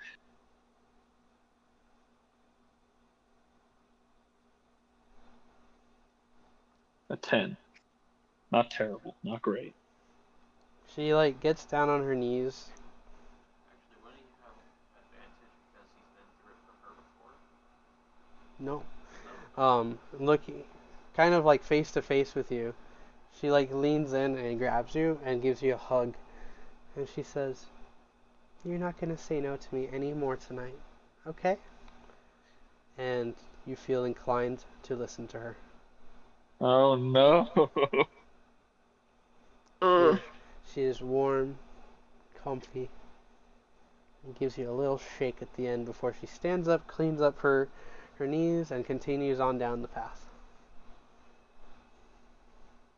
I must have a steel will. Iron will, you would say. I follow hesitantly.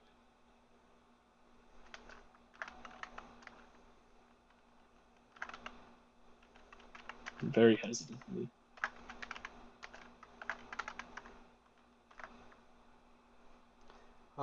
As you make your way through the path and you come out to this opening, you see the tree off the left of the large house, the little barn behind it, or the tool shed behind it.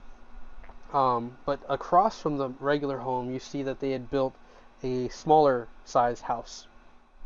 Not too dissimilar in size to the initiative home that you guys have back at the town, Yeah. and you see like the lake out just past it, Yeah. and there are a couple of lights on inside, and it seems like they've repaired any sort of damages or rot wood, repainted it, so now it has this nice blue walls along with the roofing kind of having this dark navy blue color to it. Yeah. And Serena's kind of like walking around under this moonlit night, and she's like, "Hello, is anyone here? We need to speak to the people in charge of the residence." And the door to the small home comes open, and you see this 6 foot tall gentleman step out, and he has like very shaved down hair, almost bald, right? Yeah. He has this militant look in his eye. He's very like straight standing, and he walks over a couple of steps, looking her over, and then looks over at you and says, "My brother and sister weren't expecting anyone."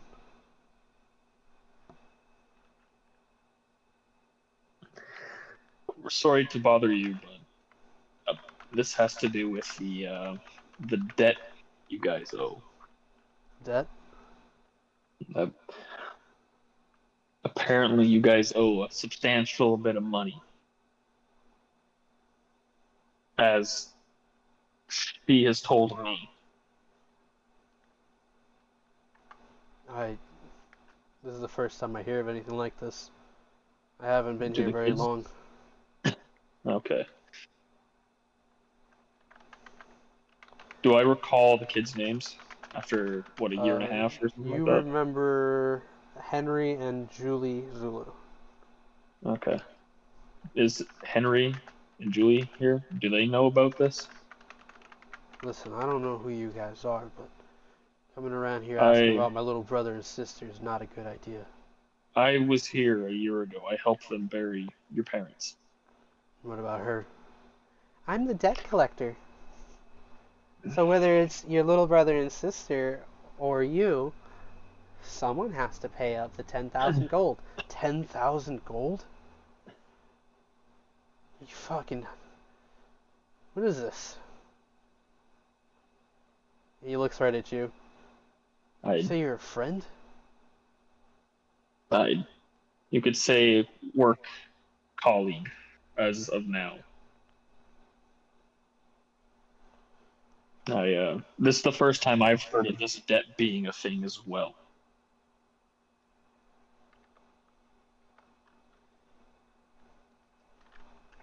By some chance, do you have any sort of funds you could put towards it? This doesn't seem like it's legal. Who are you guys with? Who do you represent? I tell him who we're with. It's the Lord of the North, isn't it? That's what you said earlier? Yeah. Yeah, okay, I tell him the Lord of the North. Since when did the Lord start reaching out for debt collections? You mean this isn't a normal thing? Well, in truth, it did start a few years ago, maybe 4 or 5 years ago now.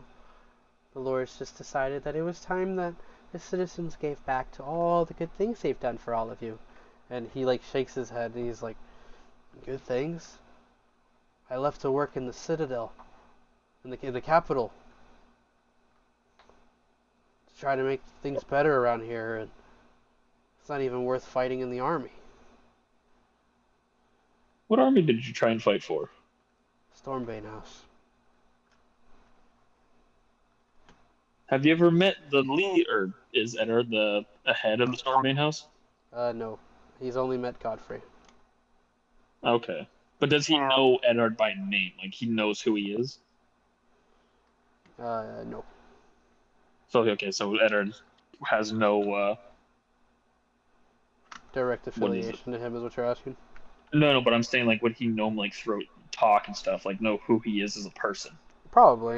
I mean, you could try. Okay. Okay. Do you know Eddard Stormbane by some chance? By name? Only that he's brother of Godfrey Stormbane, currently standing as king. Well, I'm gonna lean into him so Serena can't hear me. I'm gonna say like I am party member, you could say, with Eddard. I'm assuming this is something she's not supposed to know. Nobody here knows who I am here. So like I'm the he leans into traveling your tour. lean in, and he like kind of turns his eyes to the side and looks at you. I have a feeling that you're not here by your own choice. No, I'm with the initiative.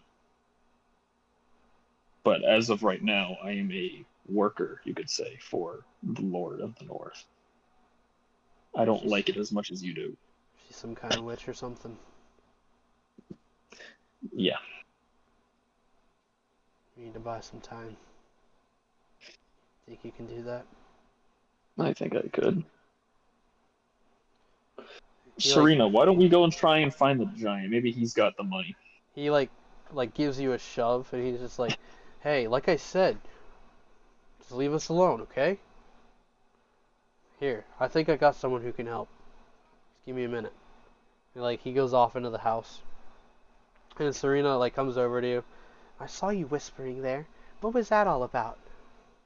Striking deals so we can get our money without having to break anybody's bones. Don't worry about it. As long as he gets Mm, paid, that's all that matters. The last Yep, person I I need know. is you having your bones broken. You understand? My bones are a lot more durable than you think, lady.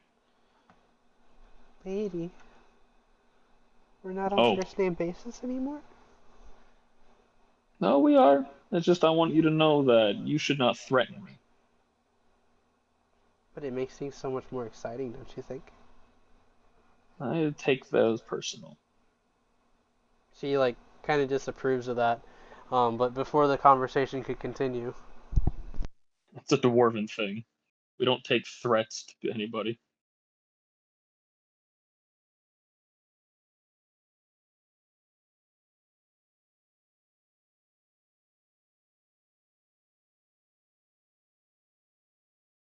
um, the door to that house comes open again, and you can hear Hector coming out. And I did introduce him, right? I believe so. I can't remember if you had. Damn. It might have been before this, or me and Fen had met him. I think. Like No, you so came from before you Moonvale. you do recognize him from the photos inside of the house. Yeah. I just don't think you guys delved into who he actually was. No. But yeah, he comes out and there's another gentleman with him, and they're both kind of having a laugh. And you hear the second guy saying, "You know, for a moment I thought, why the fuck would he wake me up at this time of the night?" And then I thought, old drinking friend. And he looks right at you, and you see this guy with like shaggy brown hair, very curly, and he has this like goatee thing going on with a slight beard on the side, but it's almost like he shaved the side of his beard and just kind of left it Yeah. there. And then like the goatee is like very prominent. But he stops and he looks at you. Ha ha ha ha! You fucking cunt! It's me! You remember me? Hey, Oh, I Hugh! remember you. And then like he goes I over remember. and he hugs you. He goes, "You don't have to play along now, all right? You fucking idiot." Ah, it's good to see you. It's been a while. Over a Ah, year and a half now. and Serena's kind of looking at both of you. Who the hell is this? Old drinking buddy of mine. A friend. It's me, Josiah. You remember me, right? Of course I do. And You she's remember who like, I am, though, of course. and she like folds her arms. And who is he? He's my dwarf drinking buddy. And he like kind of looks at you, like one of his eyes like twitch a little bit. Of course. About a year and a half ago, I went to the local pub, because us dwarves, we like to drink. Roll And this persuasion. man almost drank me under the table. Roll, Almost. roll persuasion with advantage.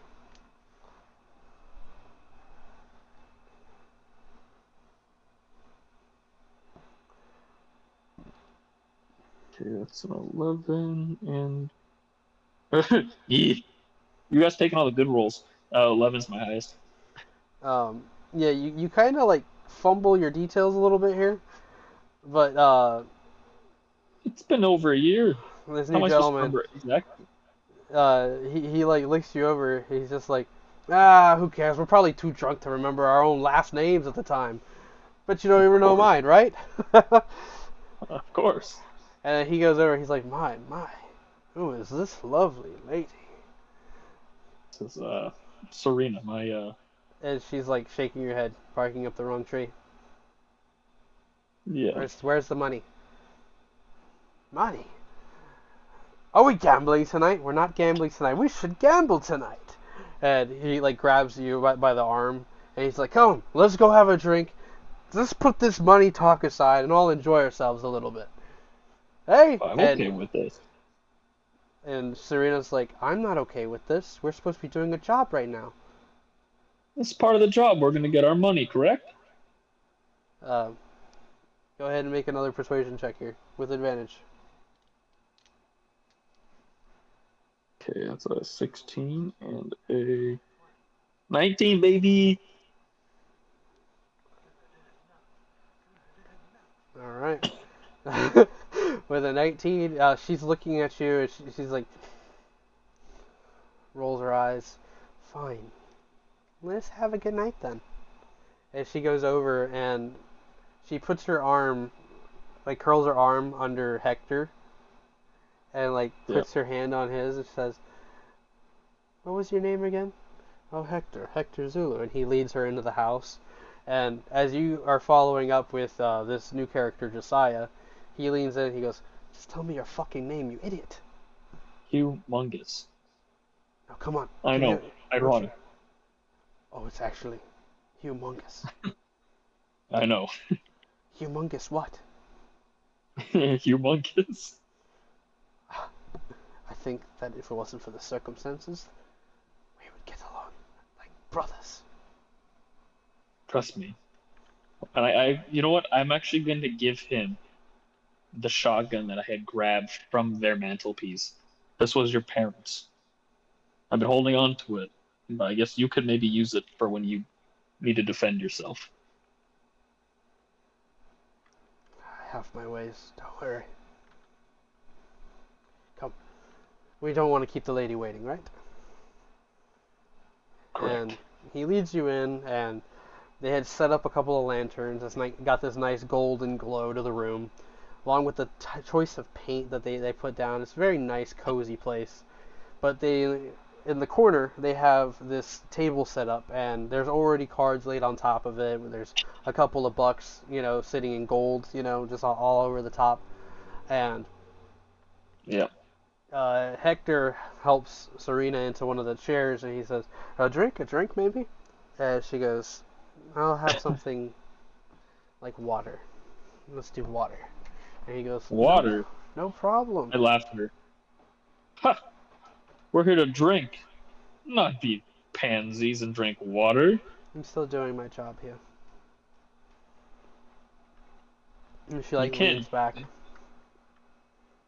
It's like a little break. We're allowed to have a little drink on our break. She tilts her head and she looks over. Can you do like a half and half? Like a spiked tea? And she goes, sure, as long as it's sweet. And he gets to working on drinks, and Josiah closes the door. He heads over to another room, and he goes, I've been waiting to use this thing. Bought it off some guy on the corner of a road. And he brings it over, and he sets it in the middle of the bedroom, or like the living room space, right? And looking there, you notice that the couch that's there, it's got some blankets and things thrown around, like pillows and such, right? It seems like this character in particular is sleeping or crashing here. And he quickly cleans up some stuff. And he goes, sorry about the mess. They bring you the drinks, and Hector sits down on the corner of the room where the table kind of sits. So you're opposite of where Serena is, and Hector's off to your left. Josiah unboxes what he has, and it looks like this very steampunk-looking record player. And he Okay. digs around and he puts what looks like a record on top and puts the needle down and it starts to play some very like medieval type, like music, kind of Yeah. setting this like tavern like mood. And he goes, I managed to pick this up overseas, maybe some years ago before the war started. And he You talking about the old world? he goes to sit down and he goes, yes, exactly. Grabs the Oh, card, starts that's to where I'm shuffle them. from. What part? I can't remember the exact part I was from, because I don't have it in my thing. I just tell him from a small little port town, I guess you could say. I guess there's a lot of places over there, right? And he starts to deal Yeah. out cards, looks over at Serena, who gestures for him to go ahead and send her a card. And once the hands are all dealt, you guys kind of start playing this game casually while in conversation. And he says, so, with the question of money on the table, where should we start? And Do you have the funds? I will certainly have funds. And he pulls out a small sack, sets it on the table, and when it hits the table, it doesn't sound like whatever's inside is very light. And he begins to pick through some coins and stack them up. And Serena looks him over and she says, that doesn't look like 10,000 to me. Patience, patience. So is it gold that he's counting, or is it platinum? It looks like platinum. Okay. It starts with a couple bits of gold, and he starts taking out platinum pieces. And then Okay. that's where you see Serena's expression kind of like change as she looks right over at you. Yep. I told you. I just look at her and be like, I told you so kind of look.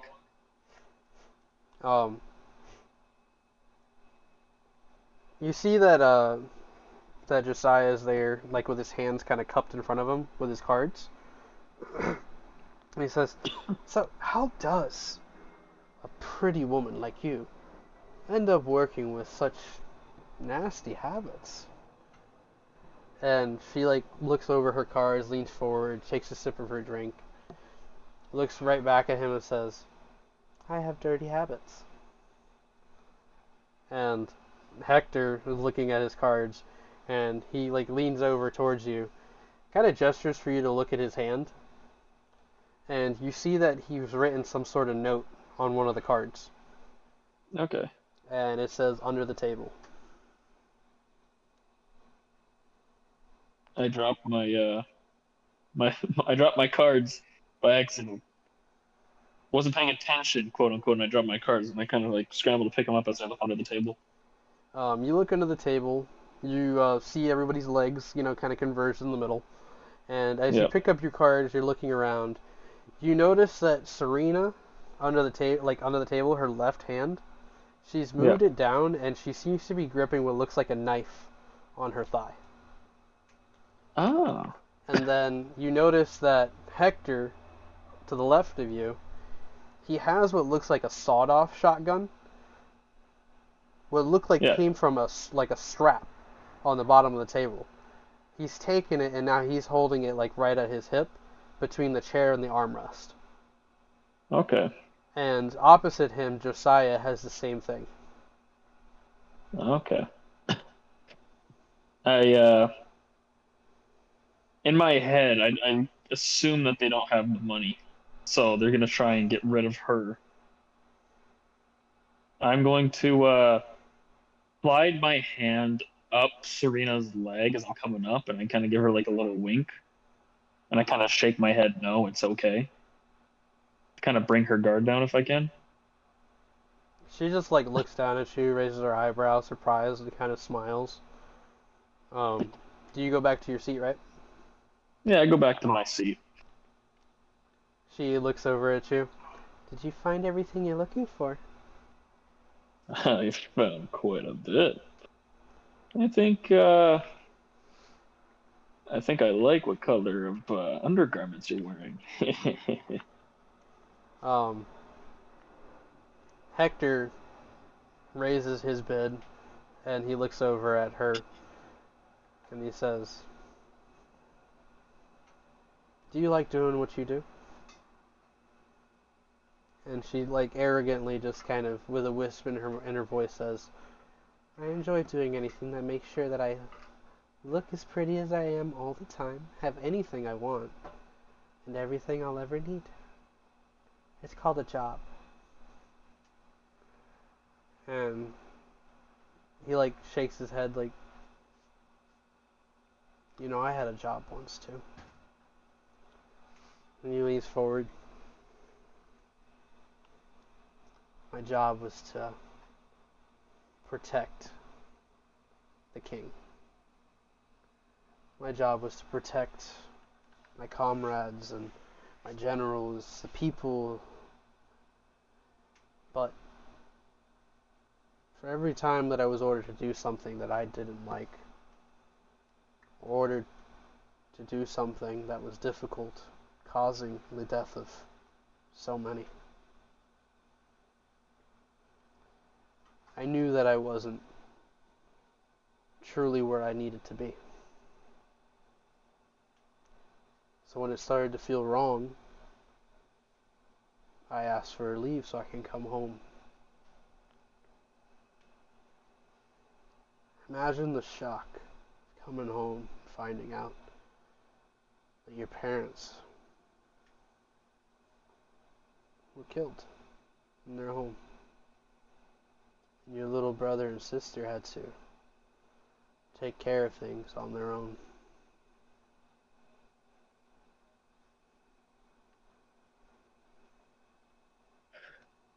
Being here now,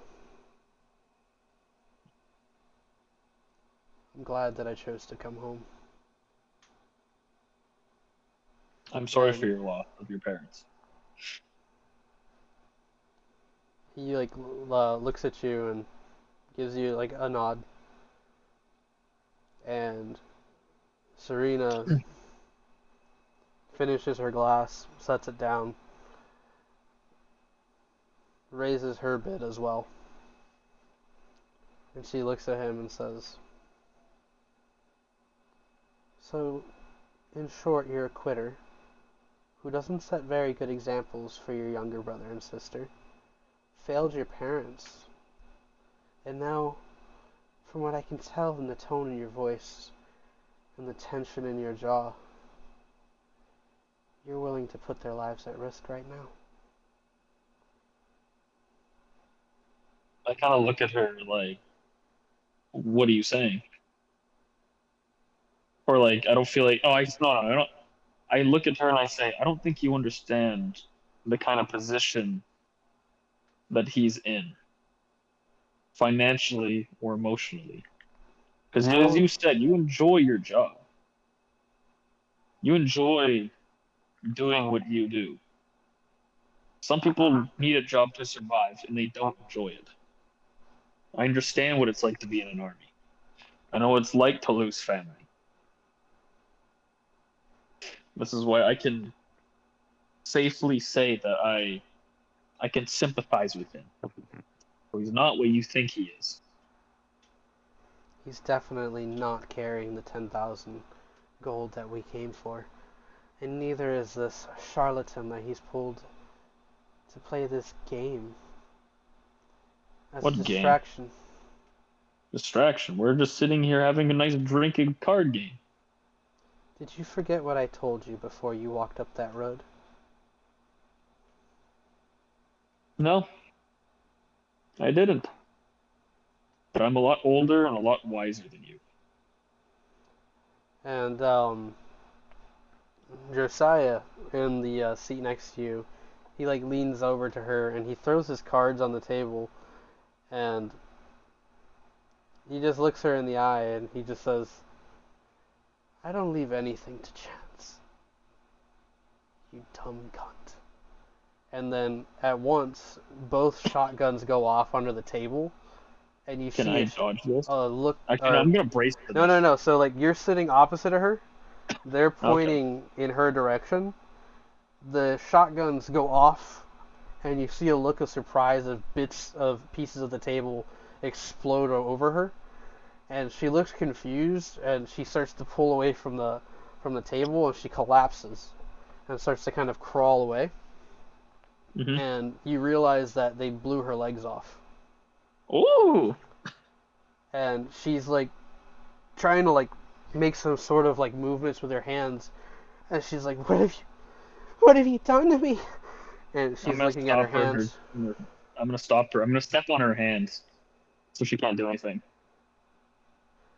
And Josiah puts his hand on your shoulder and he says, "It's okay. See, I've learned to deal with bitches like this one. These witchy folk who are out in the forest who play tricks in our minds. You had a lot of my friends and brothers killed, your people. And now you're here threatening children. I despise you." I'm gonna pull Orpheus out of my off my back, and I'm just gonna pump it. Yeah, I'm is like, that I'm sorry, Serena. And I'm going Hector like to puts his hand on your shoulder and he goes, "It's okay. She was seeing herself out." And he like pushes the no. front door open, and outside you see a large foot. I smile. I Hello? say, Baba Booey. There's like a quiet silence, and then you see as an eyeball appears between the doorway. Baba boy! And Yes, Hector brother. grabs Serena by the collar of her outfit and begins to drag her outside and pulls her out in front of Boom, who towers high above her, and you can just see the kids over at the house kind of like coming out the front door, and they're looking over from where they're at. And Hector looks up at Boom and says, "Hey Boom, how do we feel about people who threaten our family?" They go boom! And he steps back and points at her. And she looks up at Boom with complete terror in her eyes, and she's trying to do something with her hands, but doesn't seem to be working. And then Boom raises his foot high up, and he looks right over at you, Hugh, and he goes, Mm-hmm. "Baba boy!" And he jumps up a little bit and slams down and completely smashes Serena. A little tear comes to my eye because I'm like, damn, I didn't get to sleep with her, but I know I did the right thing. And that's the end of her story. That is most definitely the end of her story. I feel good about myself.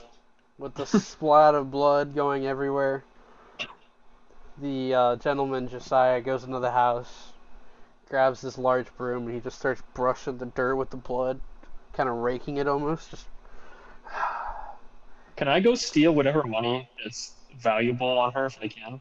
most definitely. Okay, how much money do you think she's got? If you are grabbing the large collection bag that she has from all the Mm-hmm. work you did, Mm-hmm. wait for it. Let me get my calculator because I do have all the numbers written down.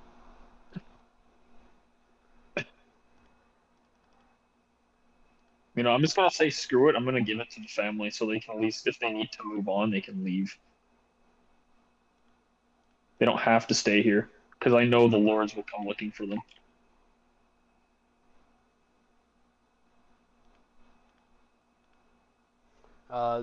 She has 20,000 gold on her. Oh, okay. I'm giving them 10. I'm taking another 10. Yeah, I'll take 10K. I bet you will. Yeah, I'll take 10K. I just look. I'm counting the gold. This is a good payday. I now fully say to these guys, I'm with the Dungeon Initiative, by the way. And you see the guy who's like sweeping and pushing. He like freezes, and he like looks over his shoulder right at you, and he looks pale. What's wrong? Nothing. Nothing. No, say it. I'm not here to hurt you. You know this. If I wanted to, I could have. He What's the like puts problem? puts the broom down and he looks over at Hector and he says, "It's okay. I'll vouch for you. You're a different man now." Is he the one who deserted? He looks over at you and he says, "Actually, I kind of escaped. Well, I was a prisoner of Dorian's army. I call myself Josiah. My real name is Asher." do I know this name? Have I heard of this name? Nope, but Eddard's freaking out next to me right now.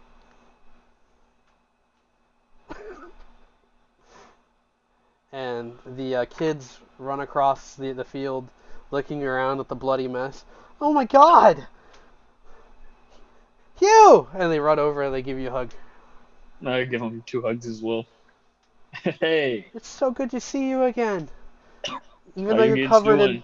blood. Oh my god." And It'll buff him. they like smile, beaming at you. They're just like, "You guys hungry?"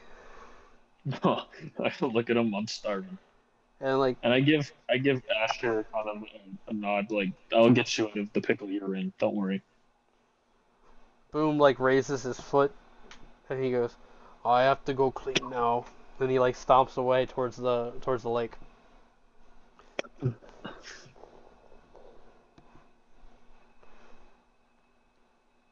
And we are going to go ahead and take a short break here, guys. If Oh, that's I okay with feel everyone. so good about myself. That was pretty good. I'm so happy that I chose the right side. Was hoping I for don't. Serena there, but Huh? I was kind of hoping Well, Serena would stick around a little longer. But it's like, holy shit, the way that happened was like Inglorious That's Bastards. exactly what I was trying to do. Yeah, I know. That's exactly what I was I trying to mean, do. well, dude, I was just hoping for God. I'm like, please let this go smoothly. Yeah, they And then bid the time you're like, you for know what? boom. We're gonna blow her legs off. Like, you ever played a Black Ops 2 campaign where the Yeah. where he gets the guy with the shotgun blows the guy's kneecaps off? Yes. I just thought of that. And I'm like, oh no. Brutal. Yeah, I'll go into like what may have happened after the whole session if you guys are curious, and I'll give you some I'm inside so notes. down. But we're gonna go ahead and take a 15-minute break. As we know, just go ahead and mute yourselves, and then maybe set a timer. When we come back, we will pick up with Fen and Zoe, see where they're at. Already. All right, guys.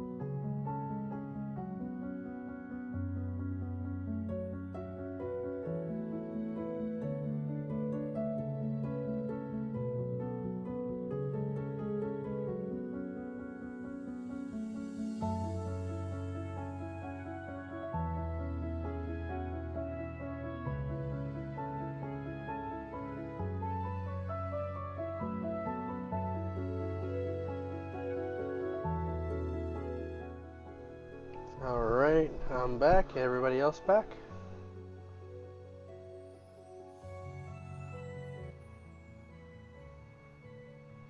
Maybe not yet. We'll see. Yeah, we're back. We got 1, 2 checked in, 3 checked in. Missing Hugh, missing Lafaye.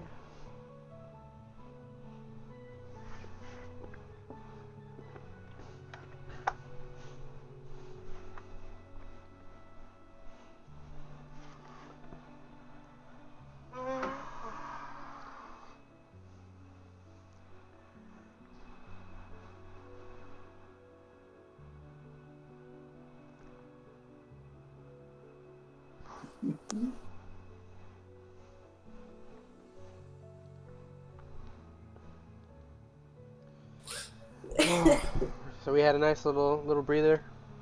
Everybody's refreshed. Got some water in you, I hope. Make sure to drink the water.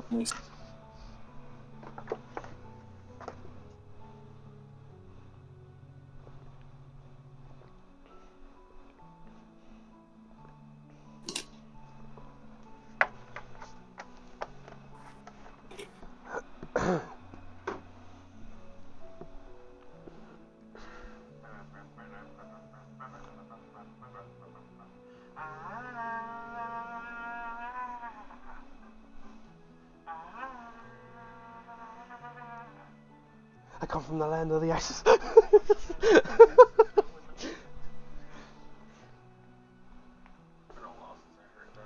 Yeah.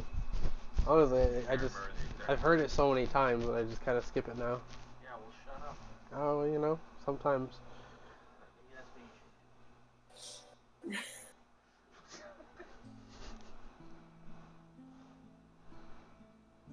stupid comments to each other. Everyone has to do it.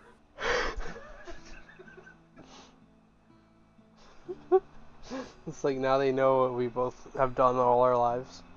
Do they? It's just, again, a clear idea. I don't know.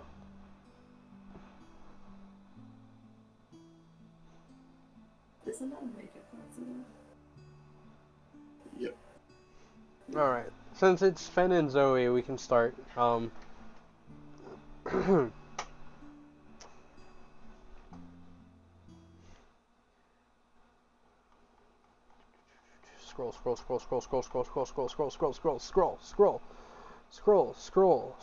Scroll. Here we are. Timestamp right here.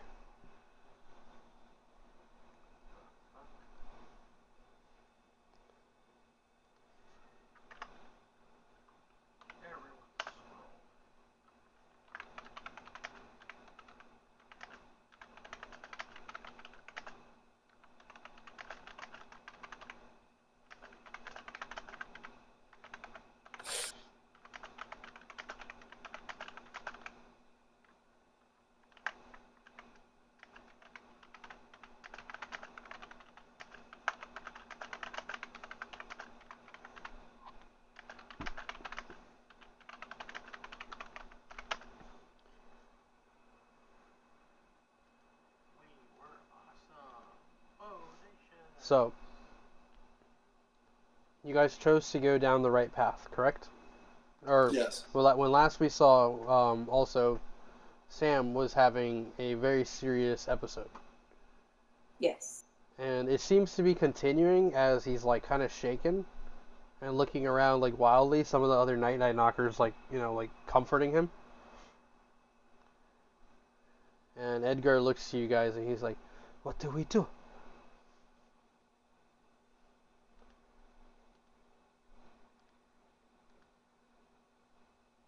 Finner walks up to Sam. Sam, snap out of it. Where'd you go, man? Come on, he like slaps his face a little bit. Roll persuasion. And he's gonna make wisdom check. Yeah, and roll a strength check to see if you break his neck. I was making a joke, no. Oh God. No. I heard him in the background. I was just making a joke. Natural 17. All right.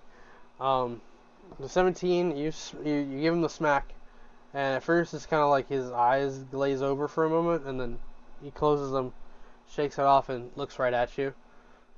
Holy shit. And like he like falls forward and leans his head on your chest. You Oh, okay? I feel tired. Drained all of a sudden. Ugh. Yeah, you kind of lost yourself there. I was in pain.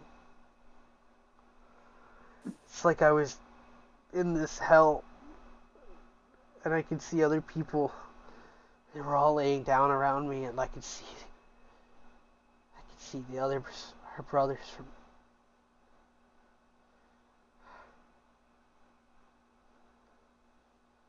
Sound familiar to me? Not necessarily this specific scenario. It does sound like something, similar to like hell and other things that you've read about. Well, I was gonna say the haunted house thing that we encountered. Kind of, you would think of it, based on what he's describing. It definitely would come to mind. But he like clears his forehead. Anybody got my armor? He stands up, Yeah, we got your stuff, man. drinks some water. Arius kind of like sits up. He's gonna be okay now, right?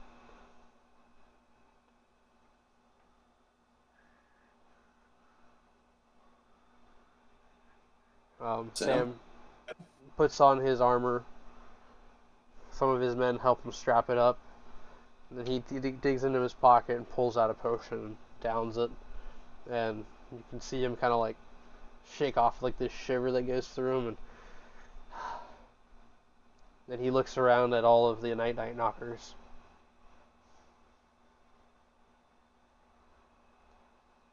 You guys have all been following me for a long time.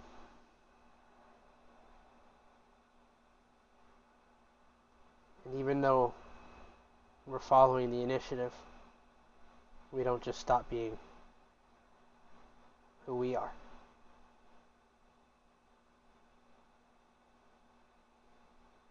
Not only am I never going to allow any of you to die again, but I'm going to make sure that those who fell make it to the other side. And when the devil hears a knock at the door, he will be confused, because it's usually him. But instead, it will be us. It will be us! And the others just like beat their chests, and they like kind of like rally and tear up a little bit, like, Sam! Night night! Knock knock! Knock knock! And they begin to kind of like cheer and lose themselves in the moment, and they like go over and they hug Sam, who's like, never again! And like you, despite the echo of the moment, it's nice. You see this one monster in the corner like this. I'm just like, I don't know. I don't want to fuck with these guys.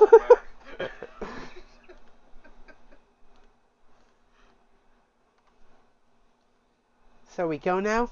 Says Eris, hopping down and going off towards the right.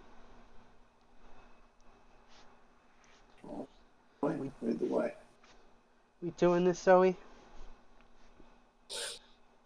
Zoe smiled and nodded. Let's get going then. And you guys begin to go down this tunnel. This one rather wide, and the further you guys go, you guys start to kind of hear almost like a wind effect coming up ahead, like wind blowing through the tunnel.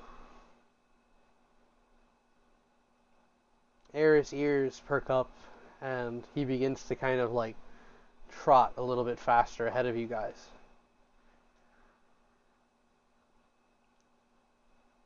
And as the group reaches the end of this tunnel, you arrive at this large circular room made of stone. And along the face of the rock of the walls around you, you see that there's what looks like paintings, drawings, and almost like hieroglyphic type structures. It kind of goes down like a basin, and at the bottom you see it moss kind of covering the stone, along with leaves of grass protruding out from the cracks in the stone itself. And there at the center you see a small pool of water, and it seems to kind of be swirling in a circular motion, and it gives off a pink hueish color. Eris moves over and maybe about 30 feet down to this pool. He looks around and back at you guys. This is it. You ready?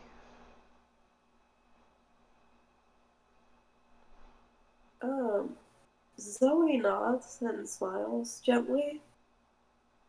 You always know I am.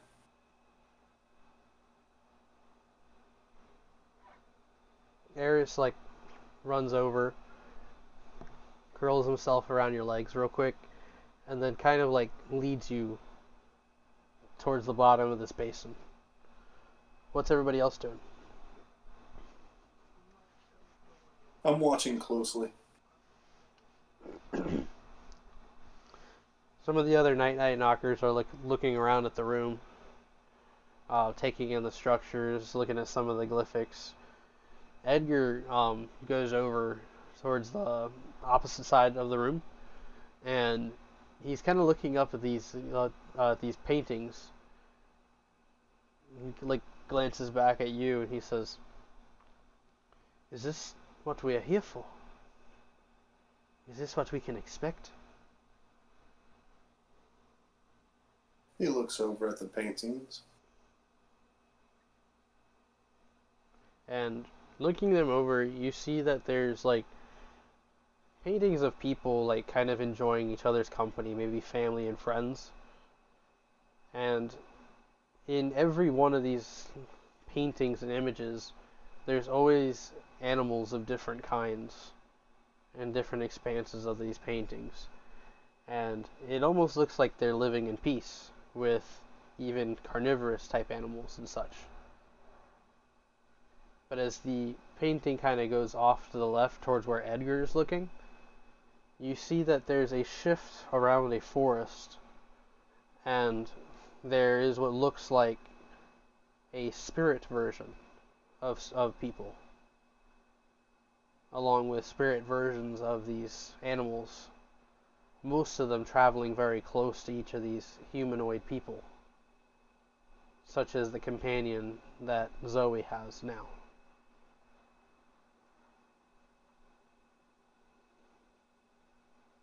This is quite fascinating. It's like a bond between the physical world and the spiritual. What could it all mean?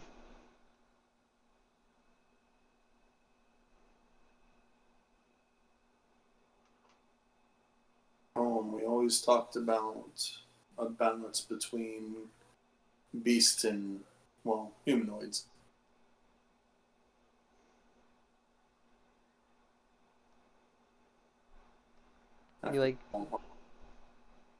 He goes up to a corner of the painting and he sees that there's there's a small cluster of cats, tigers, cuddling up next to a human, laid out and sleeping. And he just kind of touches it. This would be beautiful. And Zoe You reach the bottom of the basin, and Eris dips his head into the pool of water and pulls back up. You're not scared of heights, are you?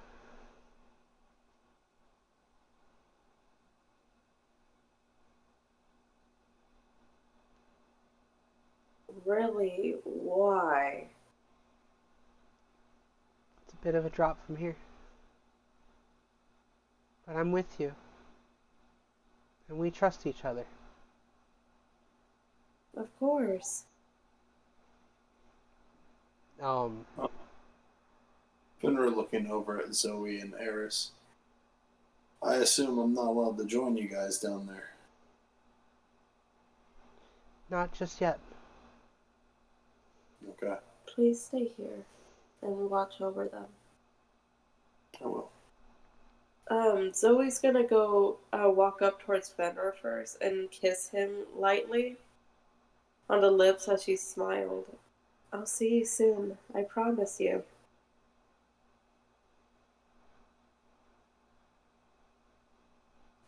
She then looks to Eris and nods. You first. Well, we go together, silly.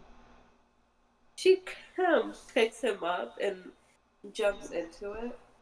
So, you step onto the pool, and Fen, as you watch her jump into the pool of water and she goes down, you see the water kind of like dissipate, like vapor. And when it starts to surround the two of them, you notice that they both burst into flame and then sink down and disappear into the ground. And then where the pool of water once was is just a stone ground. Sam, confused along with a couple of the others. Oh, what the hell? Where'd she go? We can't just let them go, right? He looks at them. It's fine. We just gotta keep this area safe right now. Whatever she's gotta do, she seems she's gotta do it by herself. Make a perception check.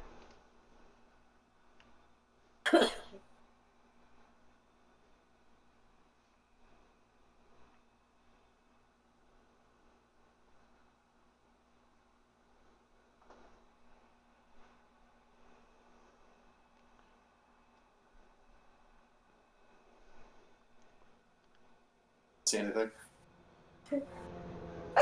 There's a 9. Lucky for you, you have a Night Night Knocker who's also paying attention. You see Night Night Knocker Todd, larger gentleman, balding head. He's like looking down at the ground, and he's watching like little trickles of water trailing down from the outmost parts of this basin. Almost like it's seeping out of the stone itself and draining down and starting to formulate a small pool at the bottom. And he's like looking around and he goes, maybe we need more water. And there was a glow that kind of emanated from the center of the room when that pool of water was there. Now it kind of like illuminates a little bit, and it's not exactly brightening this room anymore.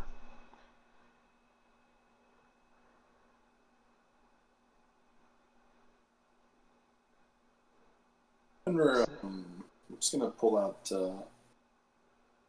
some small torches. So, as you Gonna pull begin, out some torches and kind of set them up. yeah, seeing you do this, a couple of the others set them up as well. A couple of them carry them by hand, lighting the other torches. And the group's all standing there. And they're just like, so how long do we wait? And then we cut to Zoe, who suddenly, it's like you're plunging through water. Like, you ever, like, jump down, like, straight down into a pool? Yeah. And then you kind of sink all the way down. It seems like this is just going on forever. Oh, God. And She's also been thrown into a pool. you We're notice, not gonna do that. huh? Oh, God. You notice that your body You can almost see through it, and you're like pure flame. The water that's like touching you guys, it's like sizzling and burning away. And you look over at Eris, who's looking up at you and just kind of smiles. And then suddenly you see almost like a surface coming up, and then you fall from a ceiling in this very large open cavern. Yet you catch a glimpse and realize that there's this large pool of water surrounded by these pink floral trees. You splash into the water and you plunge down what feels like maybe 20 feet deep before you feel this pull as Eris helps you get back up to the surface. And when you emerge, you breathe in the purest, cleanest air you've ever tasted. Looking around, Eris is kind of like walking on the water, looking around, hopping around, all happy, taking in the landscape. And he says, "We did it! We found it! We found the grove!" And as you take in your surroundings, you see that beyond some of the trees, you can see little huts and houses and other types of things happening, like, plants being grown and crops. When you turn around, you look and you realize that opposite to these homes, just along the shore, there's these structures made of stone. Almost looks like a shrine with a open top. There's no ceiling or anything to this. And you can just kind of make out what looks like almost like a forge.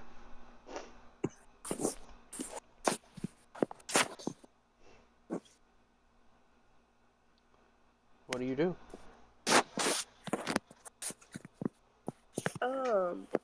She's gonna go ahead and just start stepping out of the water. And just like look around and inhale the air around her as she smiles. I've never felt anything like this before. It's a pure place. It's beautiful. It's as beautiful as I imagined it. I'd only ever seen it in my dreams. Let's go. Come on. And Eris starts to like hop over the water and head over to the shore. Wait for me. And she's gonna follow after. You make it to the shore, and you see that like the sand along the rim is a pure white color. It stretches only so far before it turns into like just green grass, and these trees dripping down with their leaves, it covers the green grass. So it's like this pink and green-esque color. And there's a glow, an unreal glow, as there's no opening to allow light here. It's almost like the environment lights itself. There's an aura of awe around you as Eris is bouncing around tree to tree, and you can feel this energy in the air, unlike anything you feel on the surface. In fact, your power, your connection to Eris feels even more powerful than ever. Leading you over towards where the homes are, you quickly realize these little huts and shacks may have long been abandoned, some of them falling apart over time.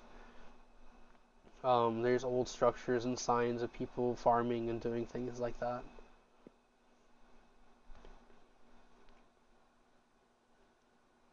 Go ahead and make a perception check for me.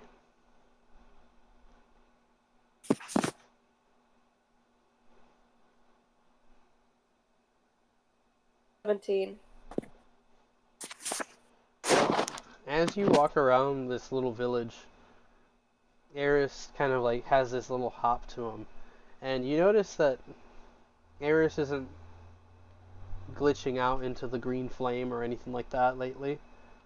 In fact, their flame seems much more pure.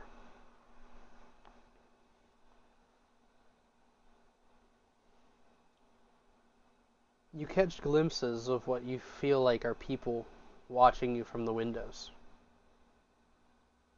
And looking around, you sometimes catch what looks like the figure or shadow of someone standing there in a doorway. And when you blink, it's like they're gone.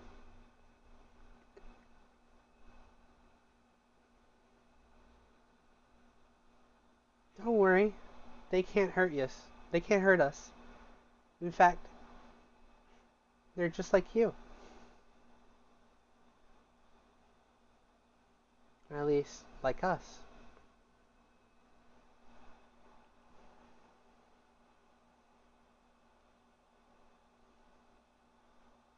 There used to be more of them here.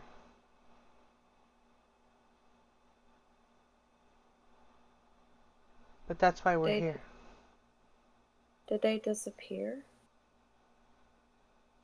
They just died a long time ago. And when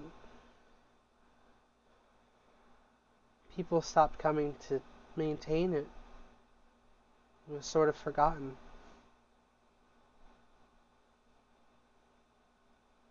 But we have to purify it still. Whatever's here. Whatever's stopping people from finding this place. I think it starts with that forge. She's gonna look over towards the forge a bit. Looking over towards the forge, stretching out across this lake of, across this lake, you see the ruins and the structure of this place, and you notice that there's someone standing there. Not a shadow or anything like that. A pure figure staring back in your direction. They seem to be wearing a large brimmed hat and have two swords on their back.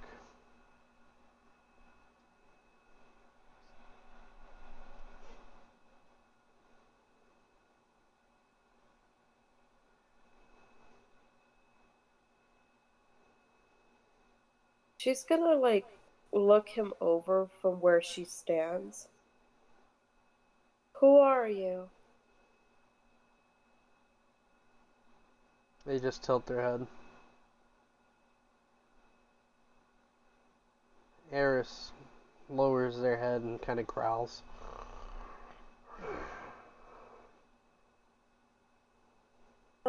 Zoe's gonna place her hand on the handle of her sword. It will do you no good. That feeble blade you carry.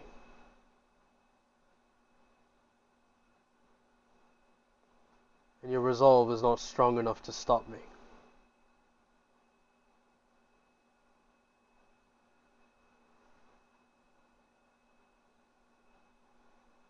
Anything that I can to protect this place.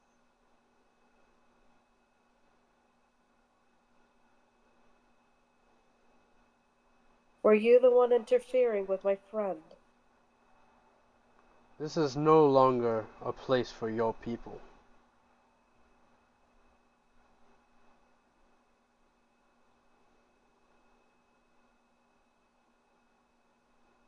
And who made you in charge of what this place can be?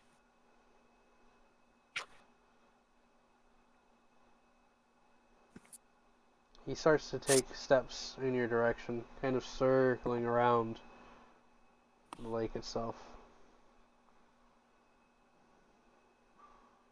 She's gonna go ahead and unsheath her sword and get into a prepared stance. You came here merely on faith, blind simply by the word of a tiny dog. He is not a dog. This Eris is just kind of just pissed. He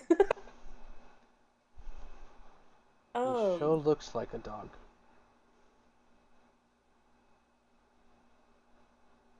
Maybe you should get your eyes checked out. You're probably blinded by what you're feeling.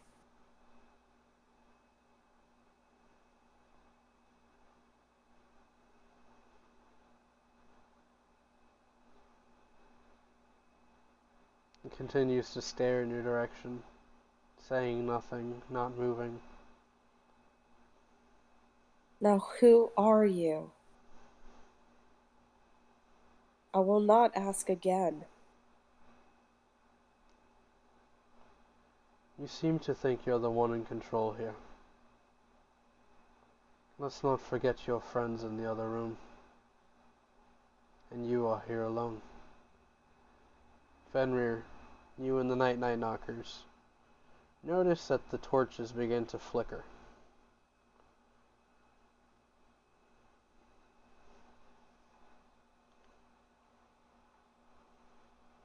Thunder starts to look around. Edgar kind of steps up next to you, along with Sam, looking around confused. Where could the breeze be coming from? And Fen, you notice there's a plume of like smoke that comes off of his breath. And looking around, people begin to kind of shiver a little bit.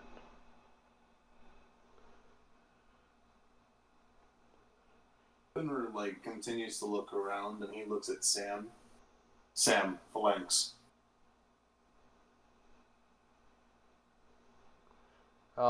His men shift kind of into like a circle.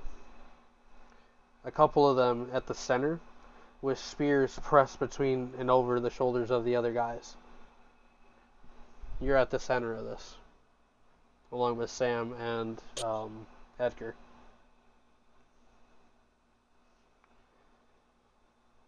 You begin to notice that wherever there's like a cast shadow, it begins to kind of rise up along the walls. And you see what looks like these large, almost 6 foot tall shadows pressed up against the walls. And then these eyes open up, glowing white, like almost like a baby blue color, all in your directions. The room gets colder. The trickles of water going down the basin begin to freeze. And a voice from along the walls says, "No escape, no way out, no water, only death." And the shadows begin to grow larger and larger and larger. And it's almost like watching wallpaper peel and bubble off the wall as it pulls away, and you start to see this bluish skinned demonic creature. The blue eyes reconfigure and turn this blood red color. There's horns along its head, and they're barely covered in any sort of clothes or anything like that. They peel off the wall, and in Fenrir, you immediately recognize the Oni that you fought back at the Zulu house.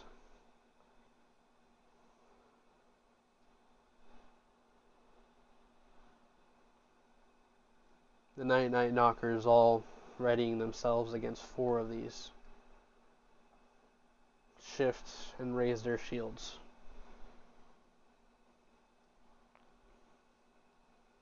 The cavern we're in isn't that big, is it? What was that?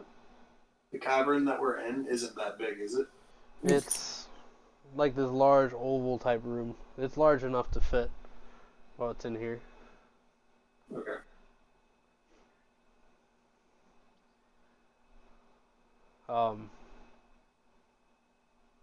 Sam, hoists up his shield, readies his sword. No one else. And there's like a cold laugh shared amongst the Oni. And their eyes go from the blood red, and they start to kind of flicker this blue, and then they all ignite in this blue flame. Hmm.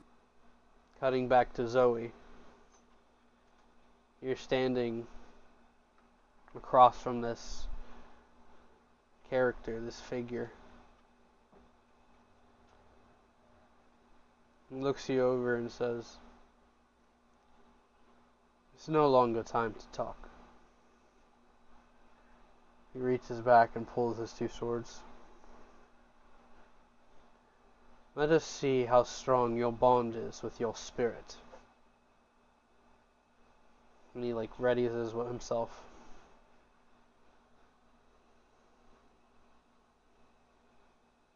Eris gets into his fighting position and looks up at you. "We can do this, right?"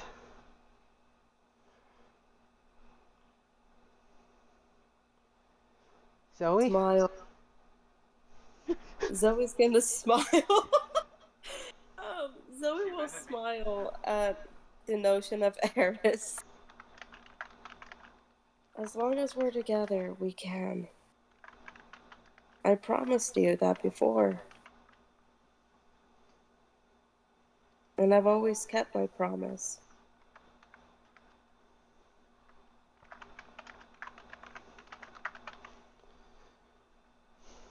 Jesus Christ, where the fuck is it? Let's do it then. We defeat him. We'll be one step closer to purifying this place. And saving everyone else who needs us.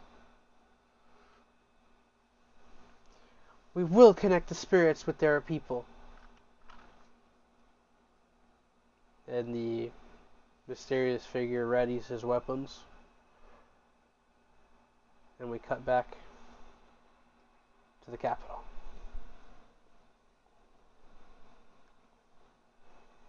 Hope you guys had fun. That was really cool.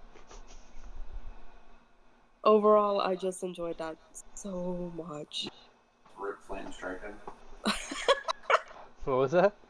He just told me I should off-rip Flame Strike. Huh? I didn't catch the joke what just happened. We cut back over. We cut back over to Lafaye, Riza, and the assassin, still engaged in this fight with one another. Lafaye, it would be your turn. Riza looking at you. "That looks bad. You gonna be okay?"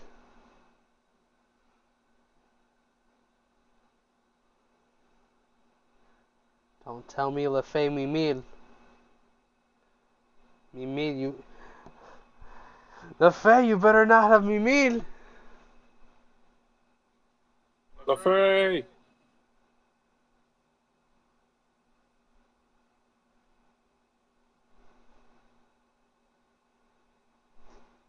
Bro.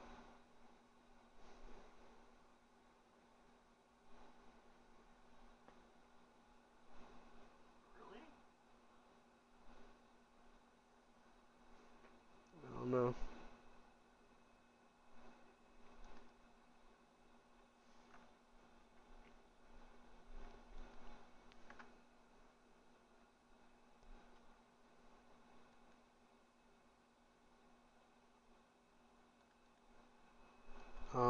Okay.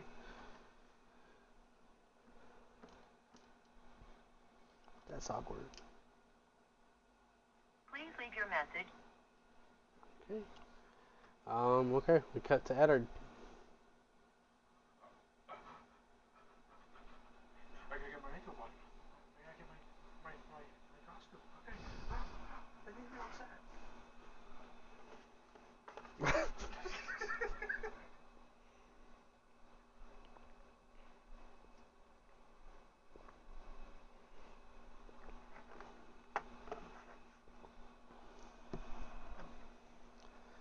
Okay. Eddard, what are you doing? Well, nothing happened before, so,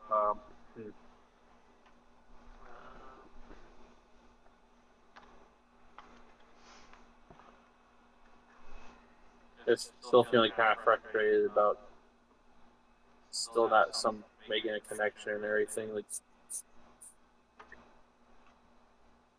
go back over to the dungeon initiative base, just assuming find no one there. No, I mean there's this small snoring coming from Ona.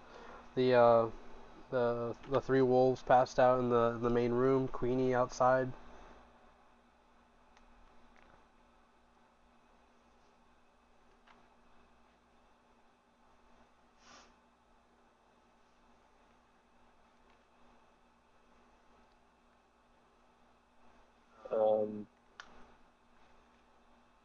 Going over any of the images that he saw, like, did he recognize any of it?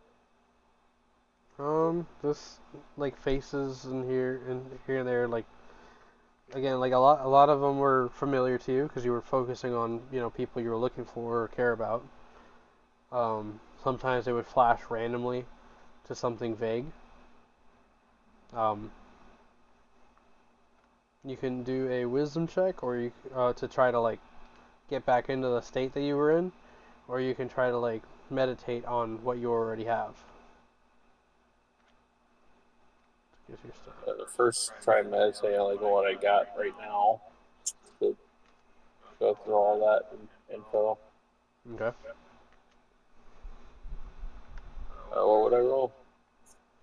In this case, just a wisdom check. Make a wisdom check until. That's alright, there's not much that Eddard can really do. I know, I feel you. I can't really just go randomly help Lafaye because I don't know that she would do anything. You said a wisdom check? Mhm. Of course. Wait, did I? I thought I landed cocked for a second. Nothing. 3.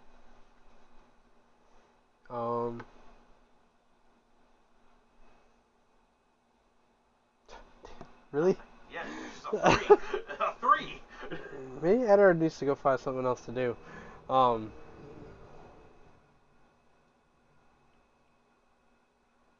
just said there's nothing else that he can do. No, I mean at this point, it's just time to do something a little different here. So, you're there. Plus, I can't really leave Ona by herself. You're there trying to do your thing, right?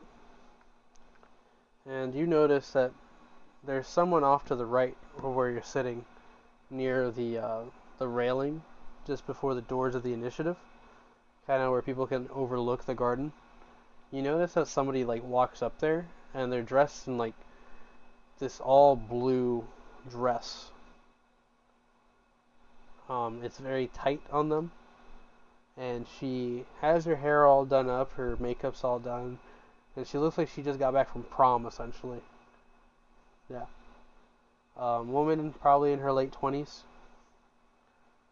She's kind of looking around, just kind of enjoying the night. And then when she looks right at you, she freezes. Slowly starts to back away. He's standing on a roof. Is that what you said? So no, it's almost like a large. What's it called? It's like an overlook. There's like a large courtyard type setting, and there's like a railing that goes around, and you can overlook towards the garden. So she's like standing there, and she looks right at you, and she freezes and slowly starts to back away. And you realize that it looks a lot like Ashley, the woman that was friends with Kayla, Dorian's daughter. And you flash and you remember seeing a decapitated version of her. And she's now there, looking at you. Okay, so in this reality, she's alive. Okay. Make a perception check.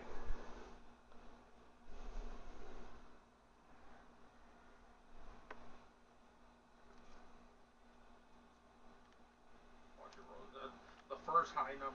Jesus Christ. What'd you get? 17. You notice that she has like this neck collar going around her neck, and there's like a flower on the side. And when she backs up, she goes like this. It's like she turns around and starts to run.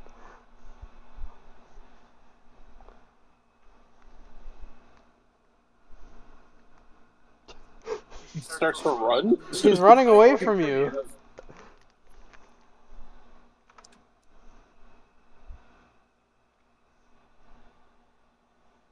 You let her get away?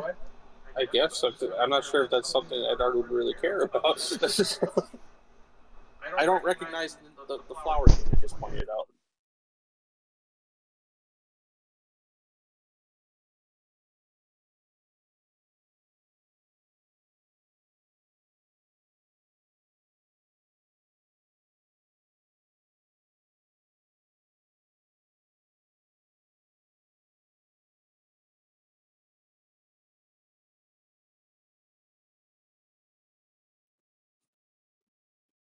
So that was such a long time ago. Jesus. Um. I'll, Tess, I'll go start following her. It's like, wait, Ashley. Ashley's her name. You said right?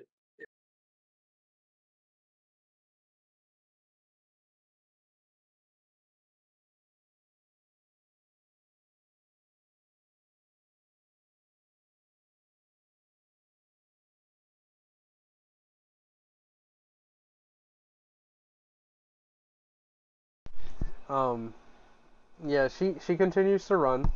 At this point, you can like um, just move your full movement speed and double it if you like.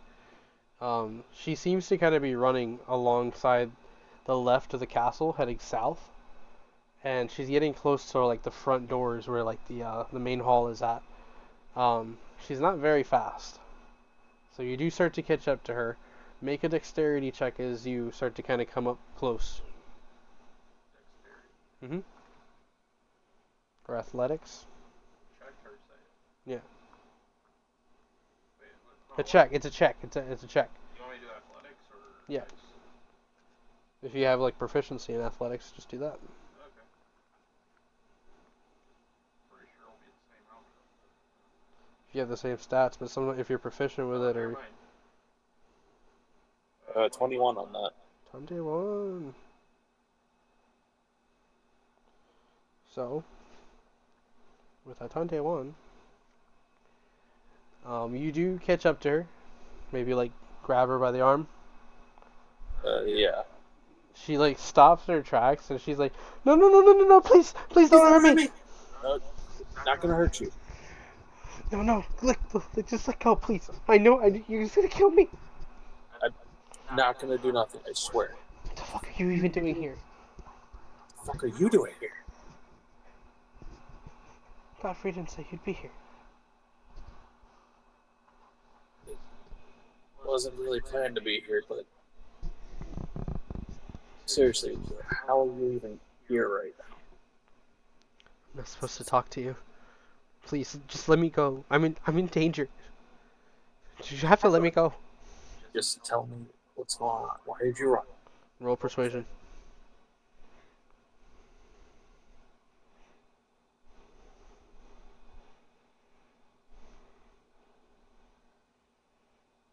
Maybe 17, maybe? She like is like panicked and looking around, and she like pulls back up against like the wall, and like grabs and pulls you in, and like leans in like like next to your ear, and there's a couple of guards that walk by, and they look over at you guys, and they just like turn and keep walking, and she like looks up at you. You have to go. You don't understand. You have to go. Or he's gonna kill me. Who's I can't speak his name. Look at me. She like turns her gaze up towards you, and you see like her left hand kind of like going up to her neck, just gripping it. I need you to tell me what's going on here. I can help. I don't think you can.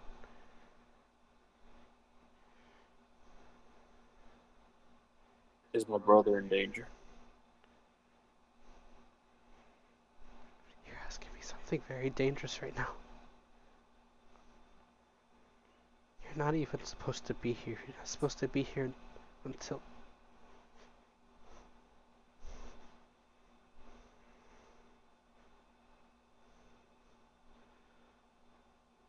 Please.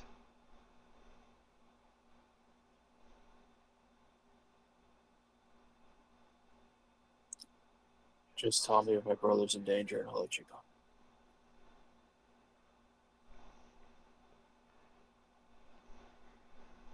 She like leans in and says, yes. Rose gold? No. I don't know anything about rose gold.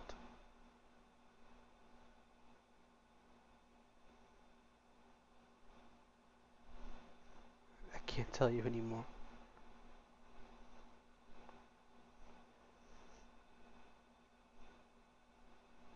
Just don't try to get involved right now. Please. It's not time. Not time for what?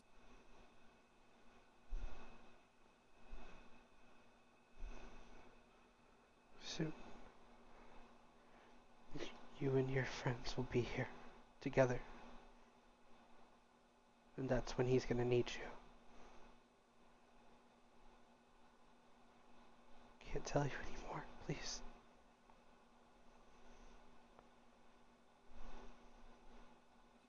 If there's anything else, try to get that information to me as fast as you can. I don't even know how to see or Just speak. contact Kato. Where's Kato?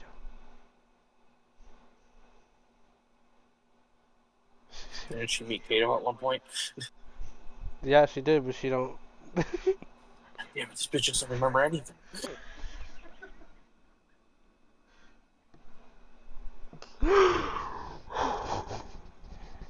Just send it to the Dungeon Initiative. They'll get it to me, okay? She's like shaking. She's no, I can't. Just be here when it's time for his wedding. Okay? You can do that, right? And she looks up at you. Her eyes are like pleading and sad. And Or we'll just give a nod and step back from her. she like is rigid. Leans up against the stone wall. Can I go now?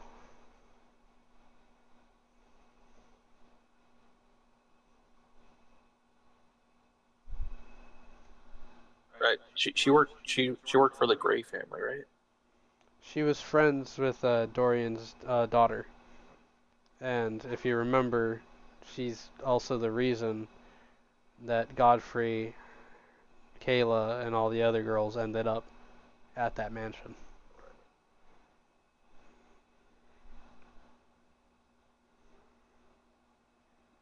You can go. She like, slowly I'll moves away from start you. going back toward now.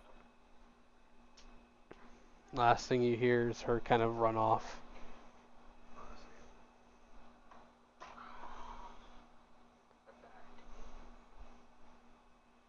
I'm back.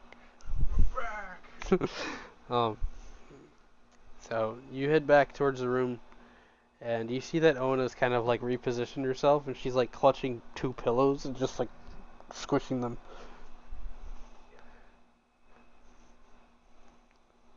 He's stretching, guys. I'm sorry. He's terrible at stretching.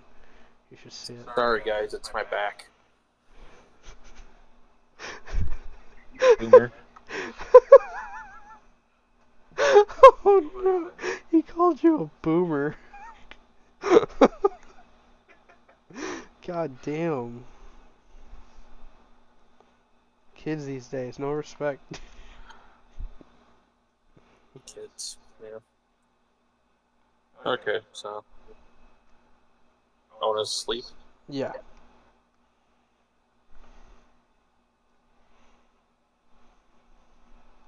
I don't really have too much right now, so Well, you can always try again. With the good old one final roll, you know? Maybe this will be the one. or not. Maybe it'll be a natural one this time. Who knows? So I guess I'll kind of sit back, I guess, in the room and try connecting with the Raven Queen or whoever's listening, really. Anyone that can sort of help out here. I need a hero. Oh my god. You can make a wisdom check. Religion or wisdom? Whatever's better. It's all the same. It's all the same. 14.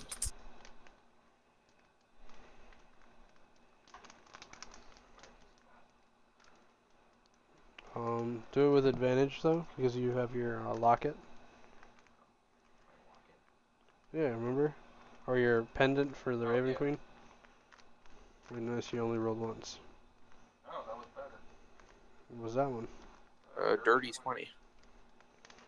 Fate finally said, you progressed the side plot enough. I just had to talk to a dead woman.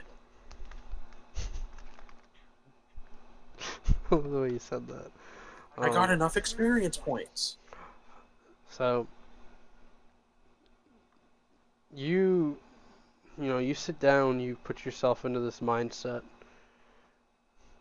thinking like, someone, anyone, please, just, what can we do here? And you start to kind of fall into the meditation, the prayer, reaching out to the Raven Queen, her power, her presence. And soon enough, you find yourself almost at the center of what looks like a span of stars around you. And looking around, you can almost hear voices whispering and talking to each other. Eventually you realize there's hundreds upon thousands, millions to billions of them.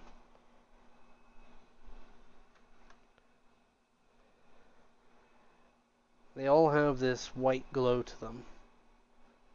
But as you start to think of people who are familiar to you, you see that this thread casts out towards them. And you're almost pulled directly towards someone that you're thinking of. Which would be in this moment. I guess at this moment I would think Fenrir and Zoe. So, Fenrir coming to mind first. You latch on to his image in your mind, and it becomes more clear, the thread kind of pulling you in close until you're almost standing right there. This void of black, almost like what looks like the portal when you cast it, but it's just this void of black shadow. And you're looking in almost through a window at this large room shaped like a basin at the bottom. The night knockers all in unison formation together. Fenrir at the center along with Sam. And these large demonic giants standing there, getting ready to fight them.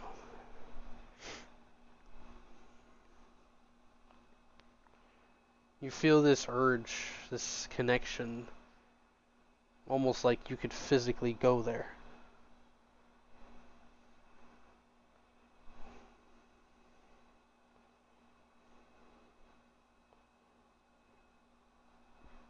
What do you do?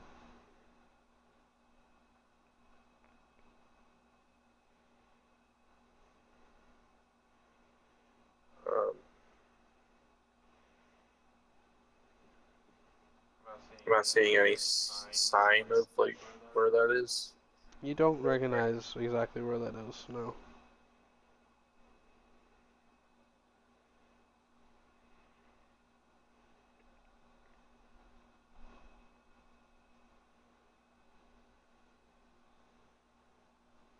Oh.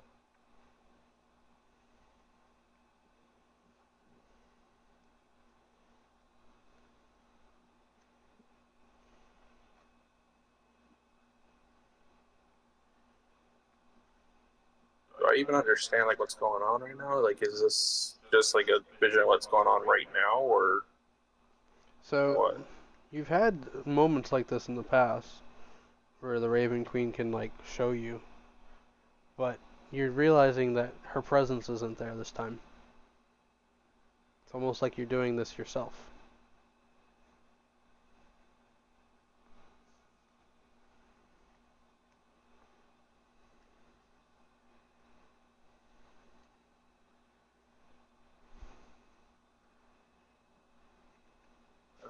I'll look around more, and this time trying to find where Hugh is.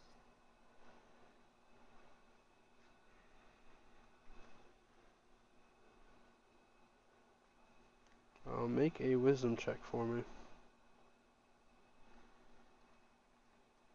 Again, with advantage. Natural 20 for 21. You quickly search out and find a thread connecting you to him, and you see that he's sitting around with a giant and a couple of other people, including 2 children.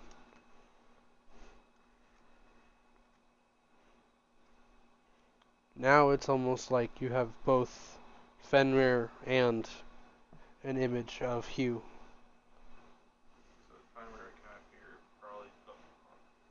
Because with Fenrir, I kind of fear with him being there, like Zoe's probably close by, so Hugh's over there. And it feels further from each other, like they're far from each other. You can't tell the exact proximity, but you can tell they're in different places for sure.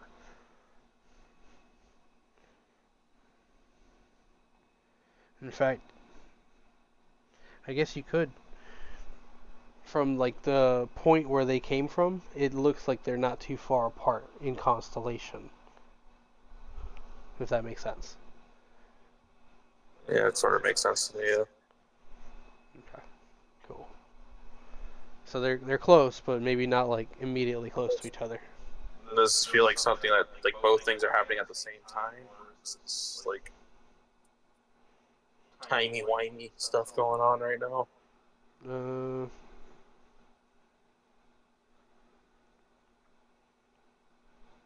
Close to around the same time.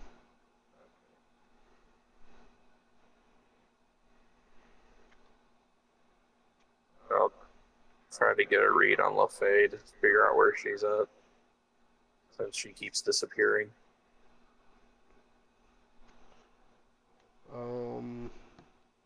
You do feel like you're straining yourself at this point, and the 2 connections you have are starting to close out.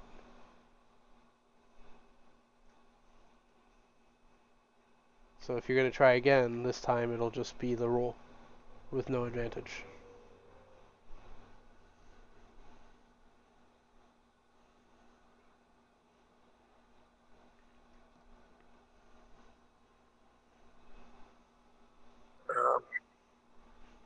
You look okay.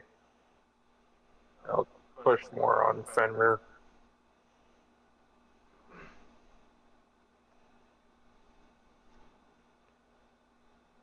So you start to kind of step forward, and you feel yourself kind of like pushing through this vivid void surrounding you, kind of dissipating, and then you hear a voice behind you say, "Stop." Recognizable voice or no? It sounds like the family member that you kept seeing since Mudlock.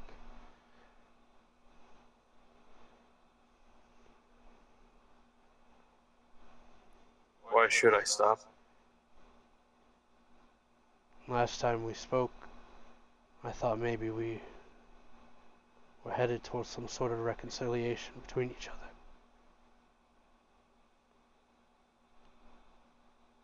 I should probably tell you. You're walking between the living and the dead without her presence.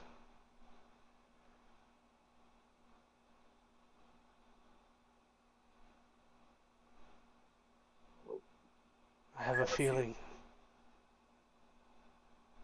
the moment you take that step, you as well will become a bearer of death. And we will all await the purification of the blade. It's happening. You can lay us to rest.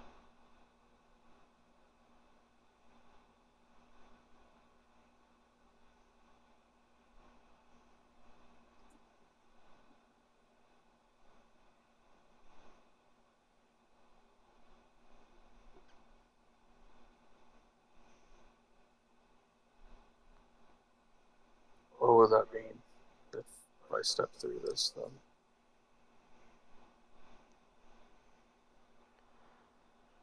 Your path will begin one of ascension. One I imagine to be of great pain, but greatness.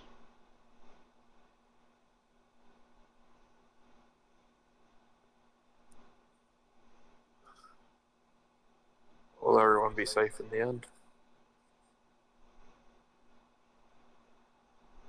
There's never a guarantee. But I have watched you long enough to say that if I'd been half the man you are, perhaps I wouldn't have failed my people then.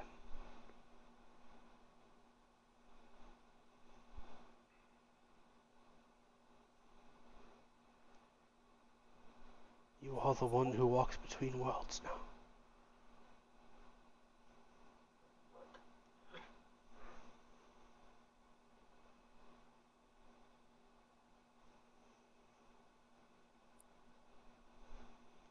Well, if that gives us even a remote chance, then I'm gonna have to take it. And they start stepping back toward that. We await you. We are your grand army. And as you step through, you're kind of propelled forward and you almost drop out of this hole. Fen and the others, you see this shimmer of light kind of coming off the ceiling of the room. Even the Oni kind of like block their eyes and back away as you see this silhouetted form of someone in void black stepping through and kind of gliding down. And it almost for a second looks like he has these raven wings coming off of his back. And then they dissipate in a flash, and it's just Eddard. It's just some normal guy.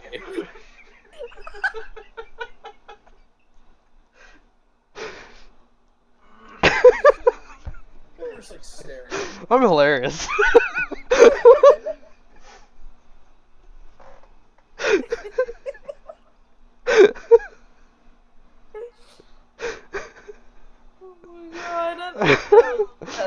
all this drama. Well, it's just Eddard. It's just Eddard. Yeah, you see him right there. I'm dying. What, you're like a demigod now? It's just some guy. You know what I'm saying? Who is that? He drops in. Wonder Woman theme. Found you guys. The Night Knocker's all like, yeah! Where did he fucking come from? And the Oni, and we cut to Hugh. Go use the bathroom, go! It's me. Hello. It's like as the Oni charge forward and scream, ah! We cut to Hugh and the others. They're like cheering. Yeah, that was delicious, absolutely great. And it's because between the Henry and Julie, the Zulu, the kids, they've actually fixed up a dinner for everybody. And you had noticed that like in the back of the house they had set up this large pit for a pig to roast, and that's what Boom is eating right now. He's like ripping and breaking apart pork.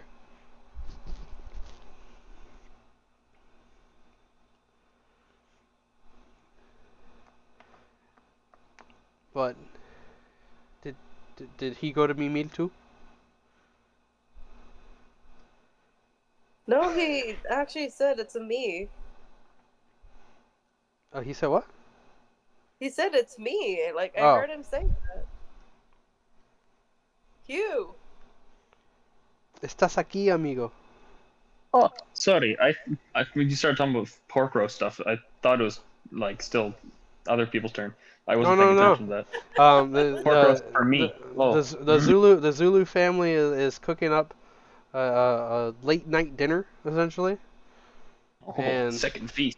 they're enjoying their time with you. Boom is digging into a large pit roast pork that he cooked up in the back of the house, and the kids fixed up some stuff. Hector's come out with drink. Josiah's there with drink. Well, now that you know his real name, it's Asher. Yeah. And he like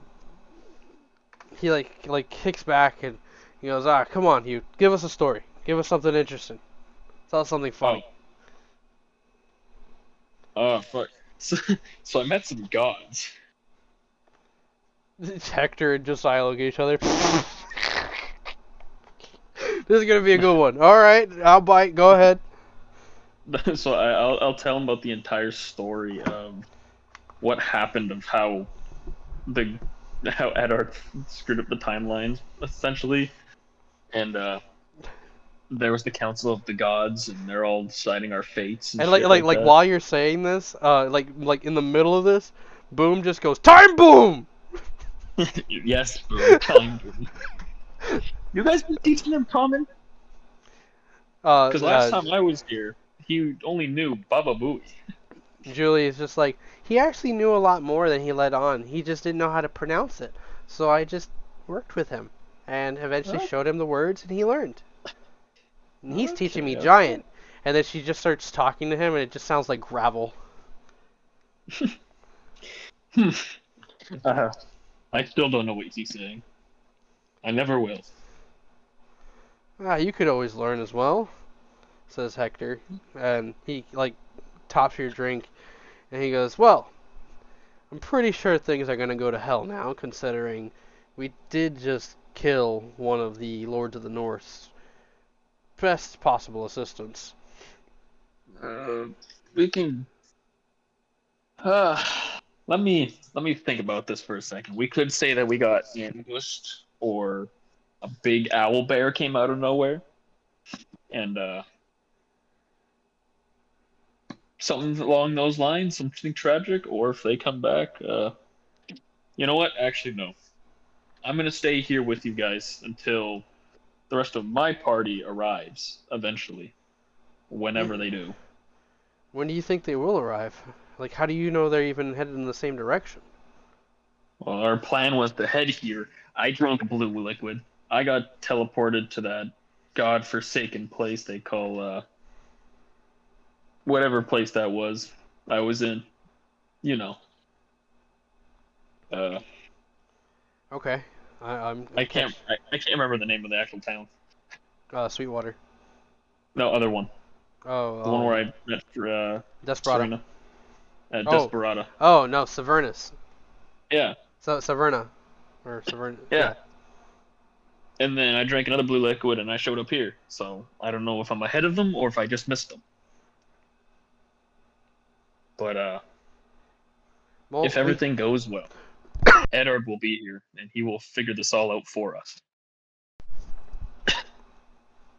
Eventually. Eddard Stormbane. He actually Yeah. just is traveling with you. Yeah. You could Huh. say he's a friend of mine. I don't know how he sees me, but Never thought I'd see a royal getting down and dirty with the common folk. Didn't take you'd his be brother surprised. much for someone very helpful either, considering everything. No, he's been very helpful.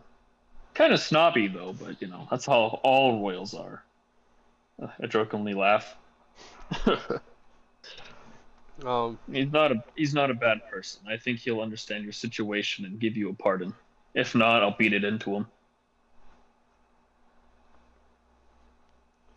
um, Boom, like passes you a piece of ham or a piece of pork, and Hector is just kind of like thinking things over, and he says, "Well, they're first gonna probably send somebody out to check and see what happened to her. So we got to figure out what to do with the body. Are you just planning to just go back and tell a story?" No, I'm gonna stay here, and whoever shows up, me and Boom will take care of. I got faith in the old guy. They're not the only things we've been dealing with, honestly.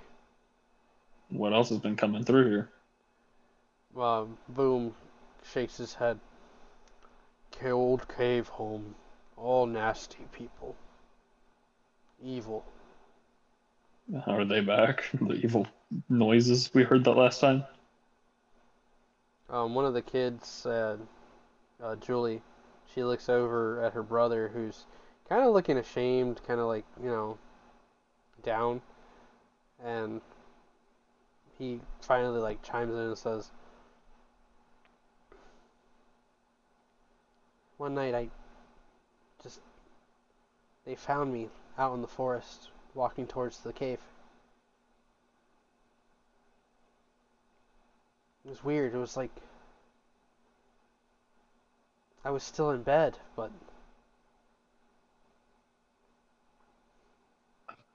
it was real. I wasn't dreaming it. Whatever wanted me to go there. I'm glad Boom was there to stop me." So it was the voices from last time then, drawing you in. Hector's just like, "We seem to think so.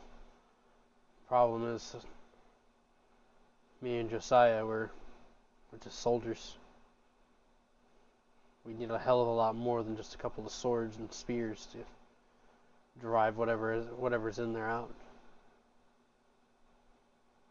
Does Boom want his cave back, or is he okay with shutting it right down, collapsing it, to make sure those things don't get out? The thing is, I don't think it's just the cave. It's whatever's coming out of it. It's all over. So you think it's like a magical energy then? I think it's a connection. Maybe straight to hell. I've been there once. Did not like that. Unfortunate. The kids have been having nightmares, and just last week, one of the farmers nearby, they lost their son. Baby boy just taken from the crib.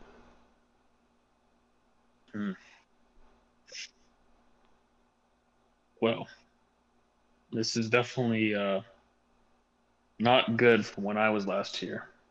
We're gonna have to investigate, stock up on some materials, some armor, stuff, because I came into a good little bit of wealth just now. So I mean, we can spend it, get some good gear, and I try and seem to hunt. remember, says Josiah, or Asher now, I seem to remember. Me and Hector put a lot of work into that. And I see the kids got a cut. You think maybe you could put another 5 for us? I could do 3. Hector shakes his head. He speaks for himself. I'm fine. I mean, Asher, Ash is just for like, what I look at him like, for what I'm going to be doing for you, I think this is a good fair cut for me. Oh, I'm going The in fact with that I'm you. going to get you pardoned, I'm going to be paying for probably all the gear that you guys are going to get. And, I could have sided with the dead woman, whose name shall not be spoken of, as we don't know her. But, I mean, I have morals too. So I think your guys' fair cut's fine. So 3,000. Yeah, I think 3,000's fine. He like reaches, puts his hands out like immediately, and before you go and drop purse or anything like that, you hear some like a voice outside, and or like just off to the side, I would say, because you guys are outside, and it's Yeah. near like the lake itself. You see that there is a tall tabaxi wearing like this monk outfit, and there's this ball floating in front of him, and he's like, "Yo, what it is? It's the late night witch show. We out here entertaining people. I'm about to go into the cave of spirits." And next to him, you see a little dog running around, and it looks like a little spirit dog made of fire. And behind them is this guy with a bright red shirt and yellow pants. And now this guy in particular has a cowboy hat on, and he's just like looking around, kind of like an idiot, following after this other guy. Well, those two are dead. You do recognize the idiot guy. Oh no. It's Maurice, the guy who traveled with you guys from the town. Oh no. I yell at him. Maurice! Maurice! He like looks around, stops. "Oh, who are you?" Don't go in the cave. He starts walking over. "What? Don't go in the cave! Don't go in the what?" The cave! And the other guy that's with him stops and looks over. "Hey, yo, we gotta go deal with these people." Puts the ball away. "Hey, who are you?" What's your name? "Me? What do you Yeah. say?" What's your name? "My name's Way." And then from like where you're at, all you hear, Fuck you! "Wave."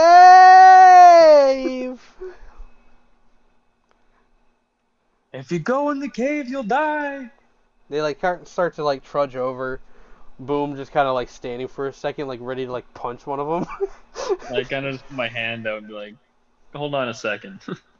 And then, like finally Maurice sees you. He's like, "Oh, hey, it's you, the little Yeah. dwarf guy. Don't go in the cave. What was it? What was your name?" "Hugs." And he gives you a hug. That's not my name, but okay. It's something like that. There's a G in there, right? Along the line. Yes, I guess, yeah.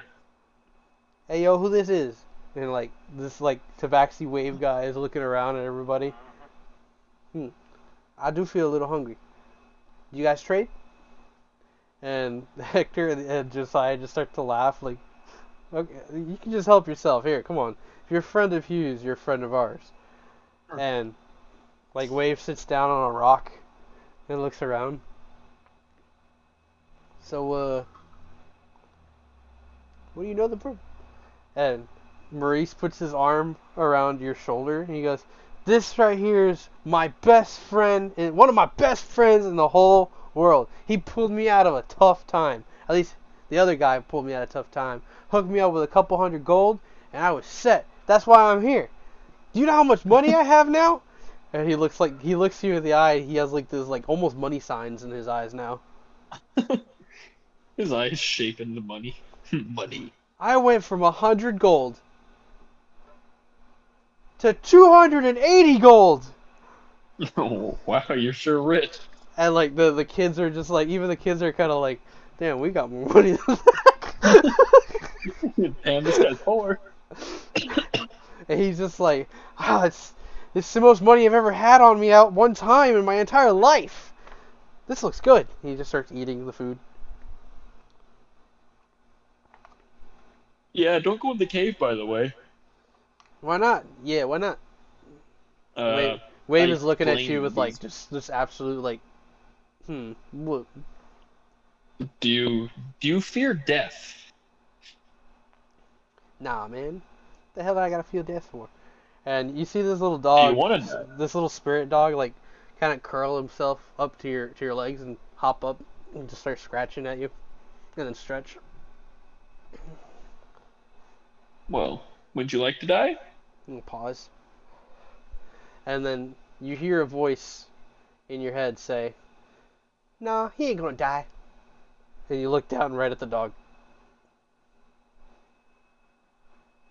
How far can I kick the dog? You can try to kick it.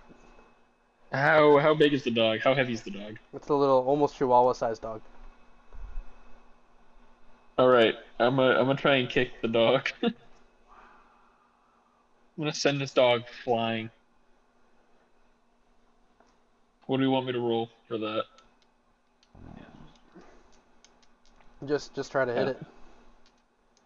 Well, okay. Let's roll a natural or just a normal d20. An 11. Yeah, he like ducks out of the way and just. Weave. Hey, and like Wave picks up the dog. You ain't trying to hurt my little boy, is you? What the hell's wrong with you? I ain't trying to come over here and fuck up your family. If I wanted to kill you, I could. It'd be that easy. But I'm trying to warn you from not going into that said cave, as it will kill you. Man, So if you hell want no. you and your little Hell no, family bro. to stay alive, Hell you'll no, bro. listen. I don't want to hear none of that negativity, okay? None of that Do you want me to negativity. blow your kneecaps off? Get that out of here, bro. Get that out of here, bro. You seem to not understand who I am, okay? I don't give a I shit who take you things. I take things. I meet up to the bar. I outstand the bar, and then I exceed the bar. Okay? You don't understand. You're messing with the wrong kind of person. This is the way I think. This is the way I do. This is how I move. Okay? What it is, what it ain't, what it could be.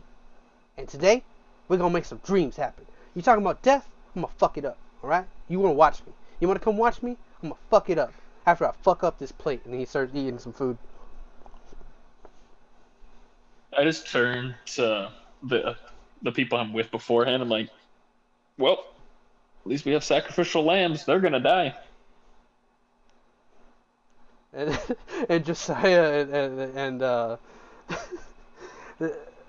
he's like kind of looking over at the kids, looking over at the newcomers, right? And then he looks right over at Hector, and he's just like, "We got more people, right? It was more than what we They can had." pay for their own stuff. They like he's looking over at you, he's looking over at them. He leans in towards the tabaxi. What makes you think? What makes you so confident that you can have what it takes to take on what's in there? He like stands up, putting down his plate. He goes, "Man, I'm the realist, okay?" And you see the dog like run up, and it casts a flame over him, and he himself is now covered in what looks like a green flame.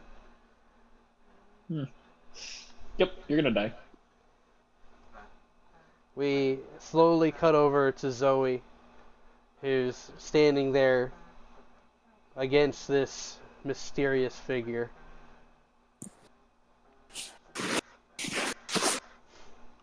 We get a quick cut over to Fen and the others readying themselves in a fight against the Oni.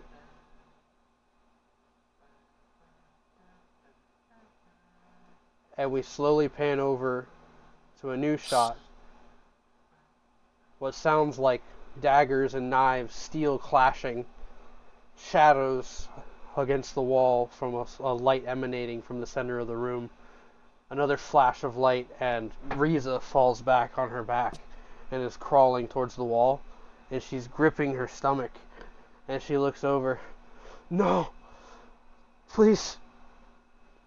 And the figure turns to face Riza, and the blade is slicked in blood. And that's where we end tonight's session.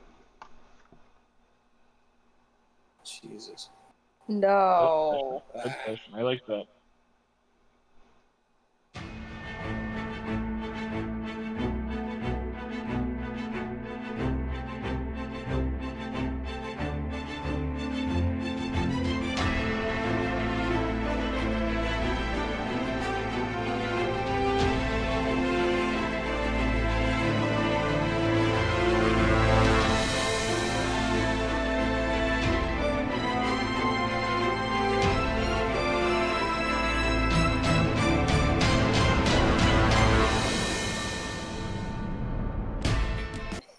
Real quick, since you're in the chat, I'll let you know, Ash. Are you in our Discord? I'm going to go ahead and send the link now. Please join our Discord to be up to date on all the new updates, as we are going to go ahead and do a giveaway soon for a digital copy of Dungeons & Dragons Honor Amongst Thieves. This is non-promotional or anything like that. We're just have an extra copy, and we want to give it away. I have no need for a digital copy, so just give it up. So if you want to be a part of that, stay tuned with us, and thank you for being a part of our viewership. We really appreciate you. And if you're the only one watching, guess who gets it? Bam! Copy. Paste. Bam. Alright. Oh, they said night-night, y'all. Yeah, Night-night. that's Ash for you. Night, as in